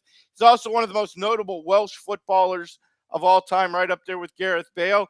And he had quite a taste for the ladies, including, it turned out, filed in his own divorce, a 5-year affair with his own brother's wife, who's pictured here in the middle there. That's his brother on the right. The brothers recently started speaking again after 15 years of not speaking, which I got to say, credit to Ryan Giggs, his brother, who was also his teammate on the Welsh national soccer team there. I feel like if my wife is having an affair with my brother for 5 years, I'm not talking to either one of them ever again. I feel like that's the kind of thing that ends up in violence, in my personal opinion. Like, time to move on at that point. Completely. Again, as crazy as American sports getting, sexting with Brent Barry's wife, English soccer always takes things to a whole nother level. And again, illustrated by Ryan Giggs, who, from what I'm told, during his prime, could have had any woman in England, any movie star, any whatever, and chose his brother's wife. I don't know if you put Hunter Biden on this list there, because we still have 3 more to go. But I mean, at least Hunter Biden's brother was dead when they started. He waited till the guy checked out, and then he started up. I mean, it's not good. It's not a good look. It's just for all the Republicans out there who want to constantly talk about Hunter Biden. Like, I don't disagree. Hunter Biden's real piece of garbage. He reeks of slime. Yeah, he makes Billy Carter look like an intellectual. I mean, honestly, the problem with Hunter Biden is he actually seems like he's a little smarter than Billy Carter and Roger Clinton. Like, I don't think those two could have figured out this scam where they get like 10 million out of the Chinese. No. They 100% would have done it if they had thought of it. No doubt. But like, all these Republicans who want to talk about Hunter's a real piece of garbage. There's no question about that. He makes me look almost like a saint. Let's not go too far here. Well, I mean, similar amounts of cocaine at one point in time. But, all right, that's number 4. My brother's keeper. And in keeper. this space, number 3, we're saying guys you can't trust. But let's be honest, you probably shouldn't entirely trust your wife in this scenario. And that leads us to Steve Nash and his ex-wife. Oh, wow. For those who are unfamiliar with the story, Steve Nash served divorce papers on his ex-wife the day after she gave birth to their 3rd child. Why? Because their 3rd child had a much darker skin pigmentation than you would expect to come away from Steve Nash being half the marriage. Now, to be fair, I have seen older pictures of the child. I'm not going to post one because the kid's like 13. Yeah. These days, the kid is like a Max Struz or he's like a Paul Abdul. You really can't tell exactly what his racial background is. Yes. So maybe Steve Nash had this all along, but it led to a number of Steve Nash's teammates being pointed at as the father of a child. For a long time, the lead subject was Leandro Barbosa, because both he and Steve Nash's ex-wife are Brazilian. There were a couple other teammates. Eventually, the internet sort of settled on it was probably Jason Richardson, because immediately the next offseason after Steve Nash's divorce, he demanded that Jason Richardson be traded from the team, apparently back there in Phoenix. But apparently Steve Nash's wife was not a woman of, let's say discriminating tastes. Apparently she liked all of Steve Nash's teammates, Oh no! which led to wow. Talk about leading the league in assists. That's unbelievable, right? He helped everybody on that team. Again, when you are a guy who has to leave your wife the day after the birth of your child. Yes. Because that's very Trumpian, by the way. That really is. Didn't he do? Well, I mean, he didn't leave her. We had that conversation last night too, and obviously I have to be honest, and we don't like to get political. Of all the Donald Trump stories, the fact that he talks about how much he wants to bang his own daughter. Yeah. And it's a little strange. It was another story this week. How that one didn't ever gain any traction, I don't really understand. I feel like that would be the number one thing in terms of his weirdness. Yeah. It's all a hoax. It's all a hoax. I mean, I guess maybe, although again, there was a story this week that like his aides used to have to be, hey, Donald, it's your daughter. Let's they would have cool to talk. Yeah. He'll say anything, as evidenced by his number of takes and retakes on what the hell he was doing with these secret documents. I mean, there hasn't been a story he hasn't conjured up yet. All right, so we now have Steve Nash's ex-wife, and the pigmentation issue, I guess, raised some eyebrows, and then it turns out she might have been sleeping with the whole team. Kind of interesting. Yeah, you can't trust her. Also, remember during the bubble, we had this Instagram girl go in and apparently sleep with the entire Phoenix Suns team during the bubble. So maybe this is a Phoenix Suns problem. Maybe we're going to find out that's why Kyrie wants to sign there. I'll give you my Lubie sexual realization moment, similar to the time that he was in the trailer park banging that chick from the Ocean Manor. And, he met her there. And she actually said to him, geez, I'm not sure if tonight's the night my husband's getting out of prison. That was that was definitely a shocker. And it's surprising sometimes what position women will take in order to go out there and get laid. I also feel like that's a moment where the difference between the word jail and the word prison is very key. Because if she says jail, maybe he was just there for a DUI, or maybe he was held overnight, or got popped with some weed. But if she says prison, you need to put your clothes on and leave immediately. You need to get the hell I'm diving out of the trailer window. Fast Are you as kidding me? Can. I probably would. It's like holy M&M, man. Let me out of here. All right, that's number 3. You can't trust a wife there. And number 2, I don't know why this one would surprise anybody, because a man who cheats at everything will cheat with your wife. For those who do not remember the story, Big Daddy Bill Belichick had himself a sugar mommer who was a married woman. That's Sharon Seneca from New Jersey back in the late aughts there. I think it was like 2007, 2008. As part of her divorce proceedings, it was revealed that Bill Belichick was sending this woman $3,000 a month for 8 years while she was still married, and had paid for a number of vacations, including trips to Disney Shore and Disney World for her and her kids, while they were carrying on an extended affair with a woman who, again, was married. Again, none of this is surprising. It's Bill Belichick. Like, there's nothing Bill Belichick won't cheat at. Let's be. If you're playing cards, this would be a given. If you're playing cards with Bill Belichick, you know he's cheating. If you're playing Monopoly with Bill Belichick, you know he's dipping into the till. Like that, Bill Belichick is going to cheat if given the opportunity. Yeah. The surprising thing to me here is, remember, this whole time period, Bill Belichick was the top paid coach in the NFL. I feel like $3,000 a month. Either he was either going with the Spirit Airlines of mistresses, or he was getting a super value here. So either Bill Belichick knows how to find himself a good deal, or maybe he didn't realize he was capable of something a little bit better in terms of an economic arrangement, particularly if you're paying to send her and her kids to Disney World. Because, like, that's never going to work out well for you. You're never going to have a romantic vacation with her if she's bringing her kids to Disney World. Like that's hell on earth. I don't care how much money you have. Like there's no way at the end of a day at Disney World you're getting some of that good loving. I mean, she may be game for it, but you're going to be worn out and just want nothing to do with her. Anyway, she's going to be singing to you. It's a small world after all. Belichick, I think we're going to need to up that ante there. That's only $750 a week, Professor, if you think about that. For an NFL again, for a guy who was making like $5-6 mil a year at the time, and it's seen nothing but raises since. So, like, yeah, I again, either he went to Walmart for his mistress, or he was getting a hell of a deal. Maybe he's a great negotiator.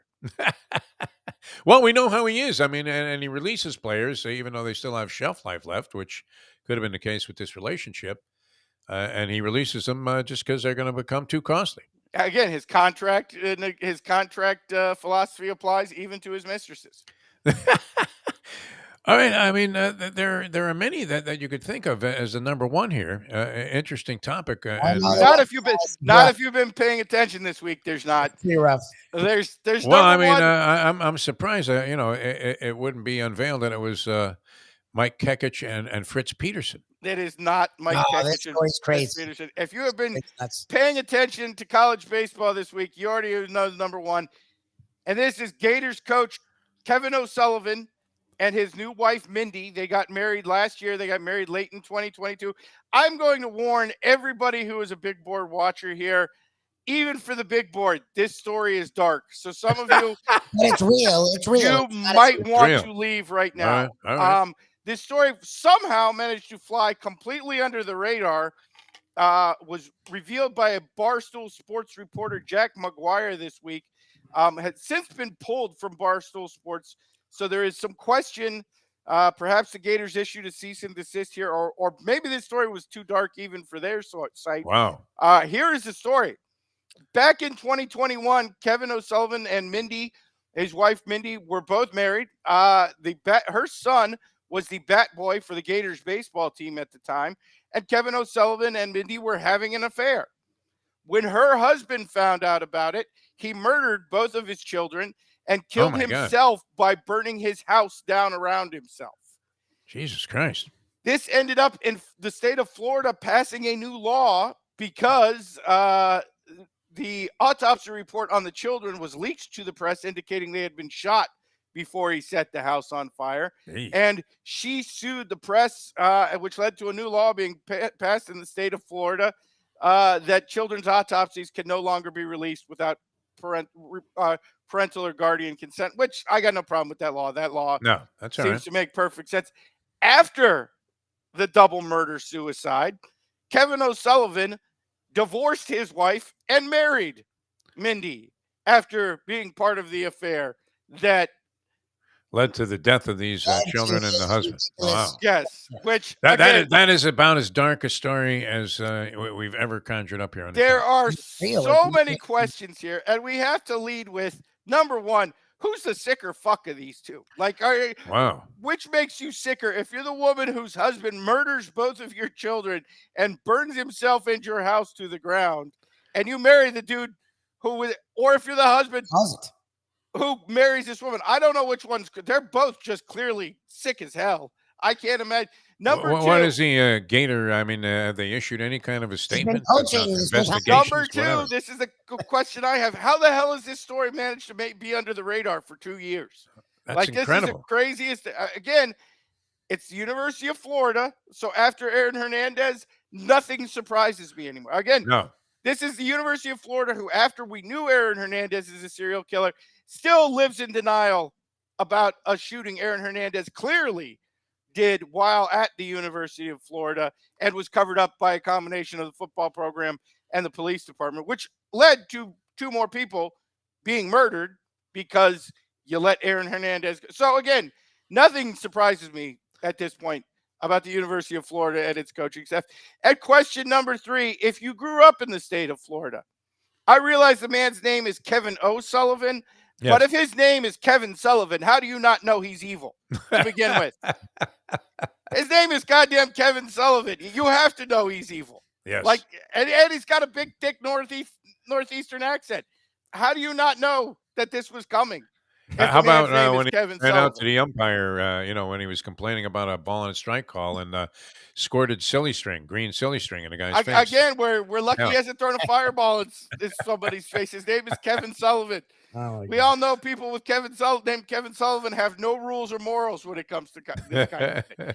But no, seriously, how is this story unknown for 2 I've years? never heard of it. I didn't know it until you How do mentioned you it. do No. this and it doesn't make the press?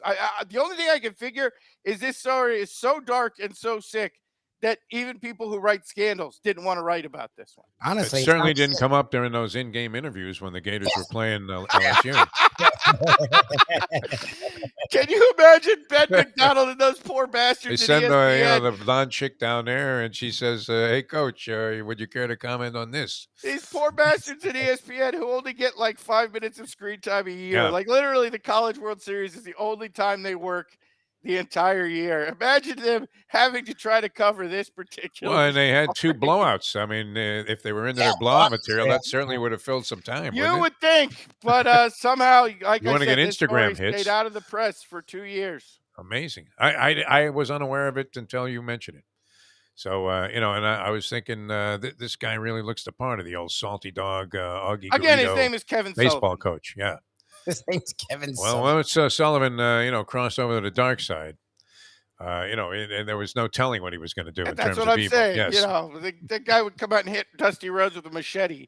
And this guy's the same name, and he's in Florida, which, of course, the worst Kevin Sullivan was the wrestling from Florida Kevin Sullivan. So, Oh, he was great when he was on Championship Wrestling from Florida.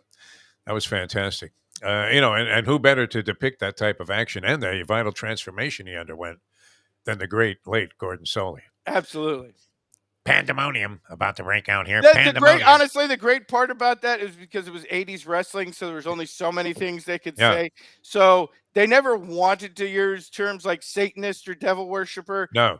but they were so clear about that's what they were going Yeah, for. exactly. He'd show up with like a pentagram on his trunks and in a black robe, but they wouldn't go quite as far to say, clearly a Satan worshiper here. As he was pinning Terry Funk, who was unconscious at the time. Professor, always a pleasure, my friend. You guys have a we great thank one. you so much for joining us. Man, have a happy The Professor, ladies and gentlemen. Kekich and Peterson, wouldn't that be the classic, though? I mean, I don't even know that one. Yeah, I don't. guys you can't trust with your wife or whatever. That was an interesting thing. That Kevin O'Sullivan story is never heard bizarre. He told me that the other day, and I was like, holy shit. And it's like a real thing. And the guy's been a manager since 2008 with Florida. There's been no discussion of it. There's been no, I guess it's not illegal, but it is sort of fucking douchey. It feels really icky. It just feels icky and creepy. It wasn't exactly a large emotional investment on the part of the woman whose husband killed himself and her children. Yeah, she got literally. Like, I don't know that you'd be getting, wanting to get remarried right away. Would you think maybe you'll take a year off? You would think. I don't know. I mean, just I don't know. The whole story is. Well, they were carrying on an affair before that, right? That was the reason. Yes, they were having an affair. The guy found out, and he lost it. And they both, I guess, continued the affair to the point where he then left his wife, and they then got married. Very, very. And he had just recently gotten married, also. Then. Yes, he was married while he was doing this. Okay. Yes. I mean, as a personal integrity issue, as a leader of young men who's going to be responsible for the early shaping of some of their morality, you would think that maybe the Gators might look elsewhere for a head coach. Although, like you said, I mean, did he do anything illegal aside from cheating on his wife? It's just creepy and icky. It's wasn't not illegal. Yeah. Very creepy, very dark.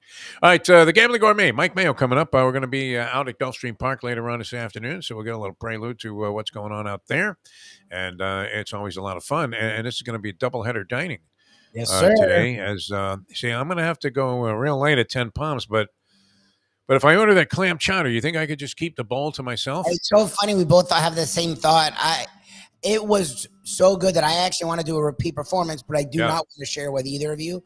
I love you both, but who knows where fucking Mr. Mouth. I mean, Joe Beja's comping the food. We don't want him to have to, look at the budget after, we eat there and say, hey, wait a minute, we might want to reconsider this deal because we like coming out there for sure. But if we ordered 3 individual bowls of this stuff, we probably won't. Would it break the budget for the meal? Because that's all I want. I mean, something real light. Yeah, it's So gonna we're be going to have to go save our appetite for Casa Calabria later on. I mean, a double header coming up. Yes, sir. That's going to be great. Now, Mayo is equipped to handle it. In fact, he may dine somewhere in between. Yes, 100%.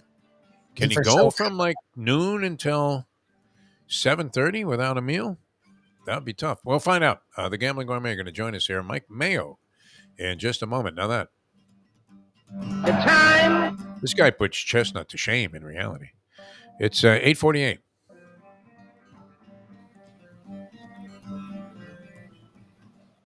Folks, Tony Segreto here. Let me ask you a question. What do you look for when you go out to eat? Good food, obviously, friendly atmosphere, not too loud, but good energy, reasonable prices, and a place where you feel comfortable.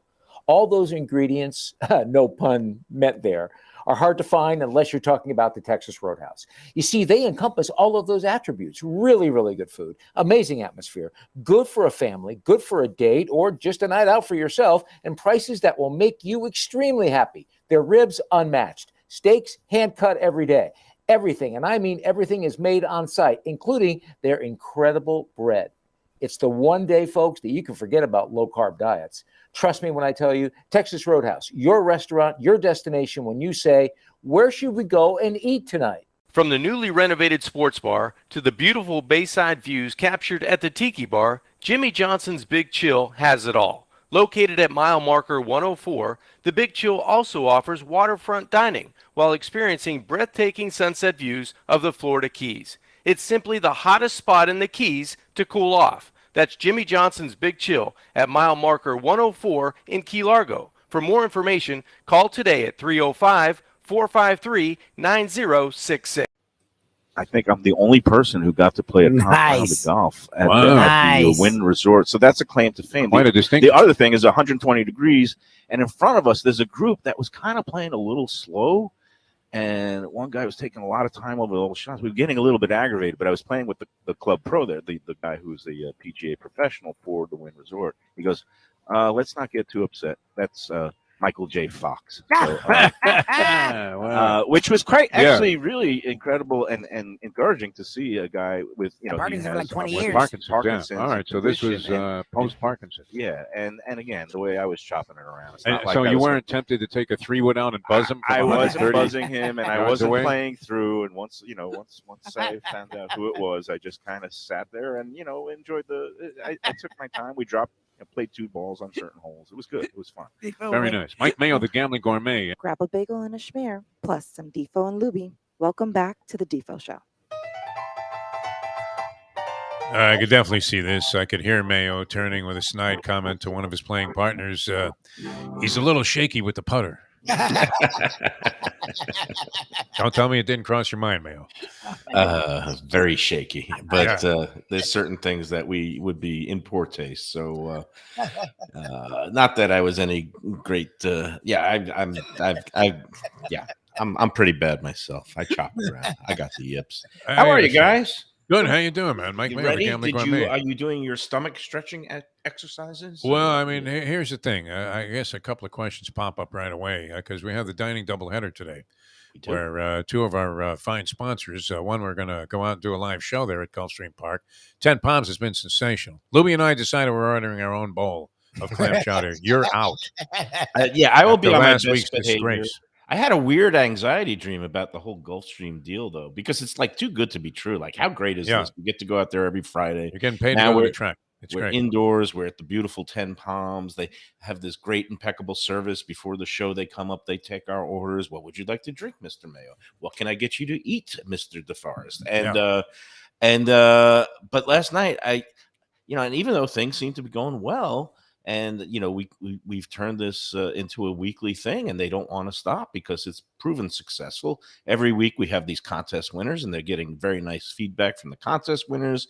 And then it's been taking off on the Let's Eat group, where others in the group have gone to check it out because let's face it, it's a pretty good deal for a Sunday brunch. Only $50. Yeah, and for an all-day affair, you don't get rushed out in 2 hours. Even though I thought we're going to go ahead, and Dave Joseph, the great VP of communications we saw last week, but I had an anxiety dream last night that Dave came up to me and said, did you clear this with the big boss to keep this going? And I didn't even know who the big boss was. If it was, Belinda, let's hope it goes all the way to Stronach, and he loves it. We saw Billy Badgett walk by last week. Billy loves us, man. We're cool with him. I always wave to Billy. Badgett's very big there. Yeah. Yeah. So I guess my anxiety is misplaced. I mean, Defo still has radio. I have radio nightmares, though. And it's always a losing proposition. Like, I'm always getting fucked in these radio dreams. And if I think about it, to do what I did, even on the radio, which, is probably like newspapers on the, brink of extinction. But, so it's not bad to be out of that business and embracing this new one, which, certainly is, I mean, it's not in its infant stage, but still is just wrought with possibilities. I mean, it's taking its shape right now, which is where you want to be in a business like this. But, yeah, I mean, I still have nightmares about, my radio career, and I'm always getting fucked in the end.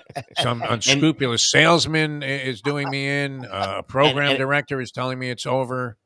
And it's I'm not thinking, just why am I dream. experiencing this? Yeah. Not just a dream. It turns out to be reality. So, well, I mean, you have to look at things in life and say, wait a minute. If you told me going in, I'm going to get, even like my stint with Lubie at WINZ, if they told me when I was signing up for the deal, which I was very skeptical about, but I was in such a bummer position, in the place I was working at, and that was going to fall apart. So I thought any move is going to be a good move here. And I knew I could make it work out, or I thought I could, which it did.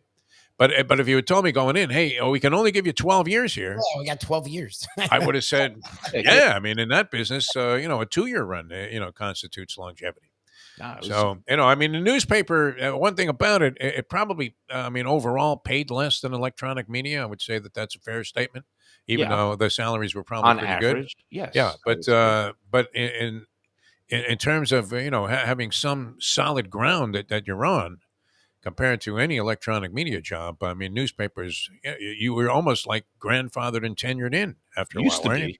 No such thing as security or job security anywhere anymore. I just like the fact that I got paid to go away. I like that feeling of getting the paycheck for a full year. My dream, yeah. Without doing anything. I wish I could repeat that. Well, we're coming close. I mean, this is and when tonight, gentlemen, we're going to be celebrating at Casa Calabria. Of course, Frank Talrico. Yeah. Now, how are you handling the doubleheader? I mean, Well, first of all, I got to say we're going to have our annual State of the Lunchbox dinner tonight, and I proclaim now here on the Defo show that the State of the Lunchbox is good, and especially when you could get to double dip and two free meals. 2 meals in the same day, 2 freebie meals might be too much for us, but I was gonna say Mayo does it all the time. Yeah. Oh, and I just need a final count. Is it you both bringing your? Yes. Believe me, the Mustang would not miss a freebie at Casa Calabria. We wonder why you don't bring the. Why aren't you bringing the current Flame? Defo's not wrong. Like, if you were ever going to bring her around us, this would actually be the time. Scenario. No, because both of us are going to have our women who keep us in check. Without Shirley, I would be a madman. I'm sort of half a madman now, but because of her, I eat like a human. I take care of the home. I keep a living creature alive. No, it has nothing to do with you guys or obviously Shirley and Mustang. It just has to do with me. I'm just a prick, and I'm just not ready for that level of commitment yet. It would indicate. Oh, introducing her to your friends? Yeah, it indicates a level of going places that let's face it, I'm very much. You're a strange cat, no doubt. But I mean, you're entitled. I mean, anytime you're in between marriages, and/or if you don't intend to get married again, you're entitled. It's a free for all. It's Donald Trump mentality towards women. And I had a long drought here, so I'm trying. My best to. Well, you have to weigh things out very carefully at this point. All right, I'm with you on that. No problem. Fine. Yeah. So at some point. So I mean, are you going to have a meal in between? That was our question. Maybe a snack. All right. We're eating it around 12:30, and the next meal we'll be eating to probably 8 o'clock. You're not. It's a 7:30 get together. All right. So at some point, maybe there'll be.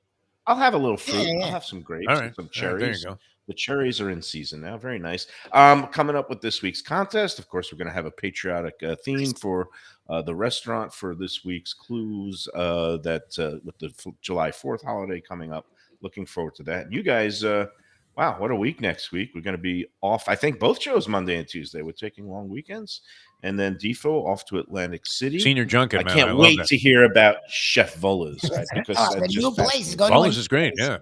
He's All trying is a great. new place. He's trying a new place. So I'm excited. That's Admiral. Who says you can't teach an old dog new tricks? I try a lot of places there. I had a circuit that I really like of the local restaurants, and that's one of the things I like about Atlantic City that you don't have as much of in Las Vegas anymore, and that is you can go to local joints and have yourself a great dining experience. They have many really good places there. Vegas has a lot of good local. Well, joints. they used you to go out to the strip mall. You don't need to go anymore, but out in the hinterlands of the suburbs, and they have all these kind of good strip malls that has some. They used to have a place. I don't know if you were familiar with it. It might have been over with by the time you started frequenting Vegas on a regular basis. But there was a restaurant called the Tillerman that I used to go to all the time. It was a must go. And it was, I think, deemed by many to be the best local restaurant there.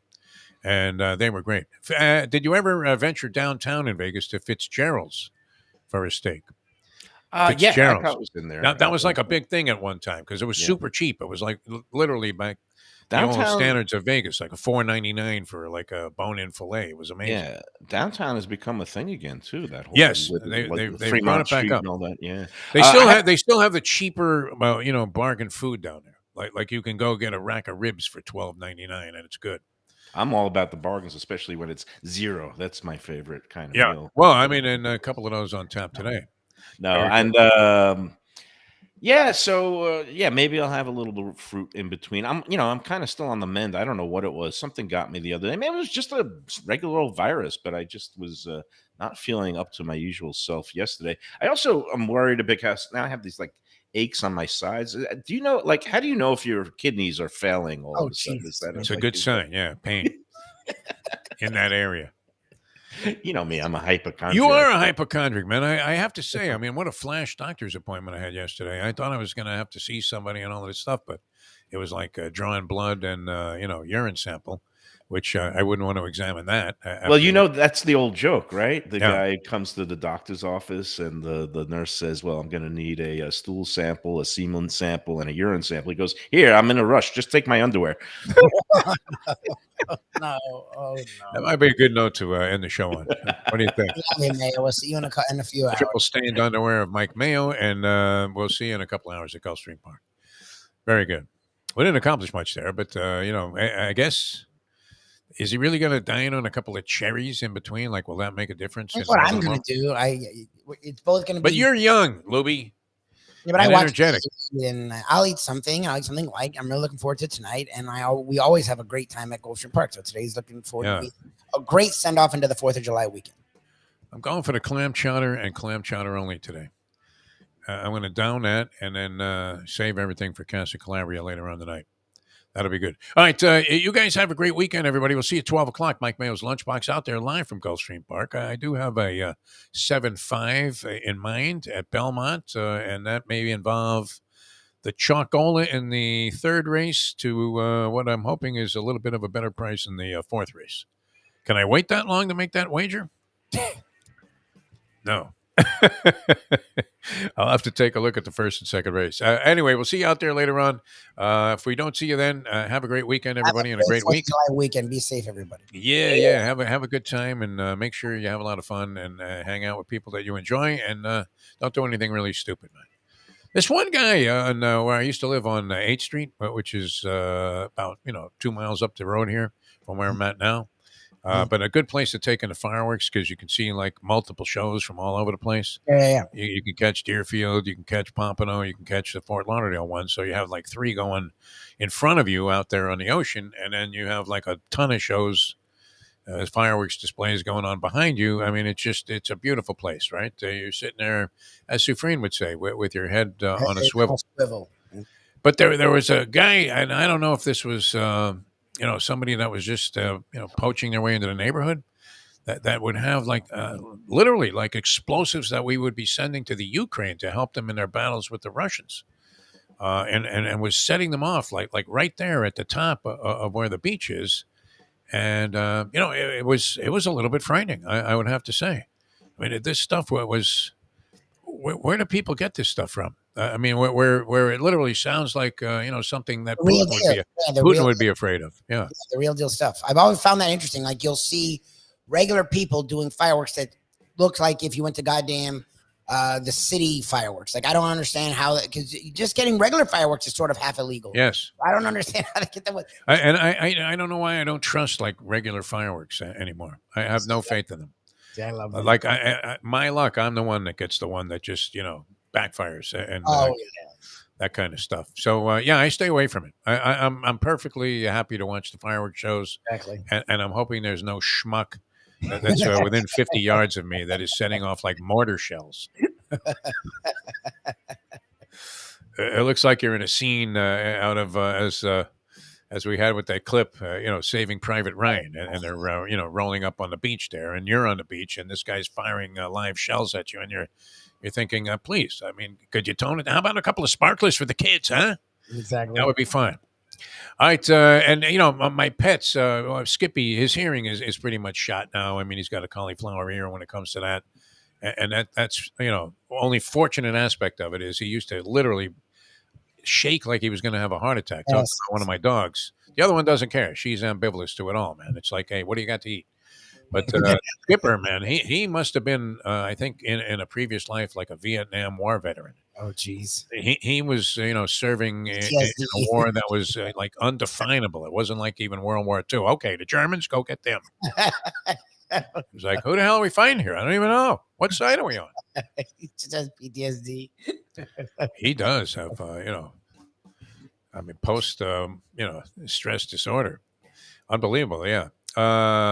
And he would get to shake so violently that I couldn't stand it. 4th of July, my favorite holiday, and it just became like a source of horror for me.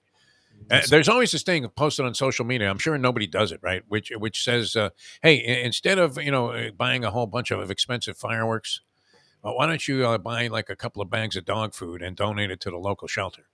Oh, there you go. Yeah.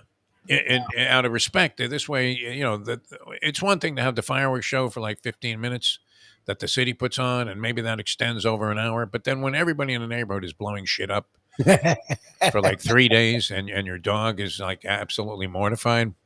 Yeah. I don't know. As a dog owner and a pet lover, I have more difficulty with that than I used to. Let's put it that way. Never mind the public nuisance. All right. We'll see you guys 12 o'clock today, Gulfstream Park. Thanks for tuning in, everybody. Have a great weekend. We want you to have a wonderful time. And we'll see you next time as we leave you know that. The time. It's 9:05. Let's go to eat a damn snack. Look what they done to my soul.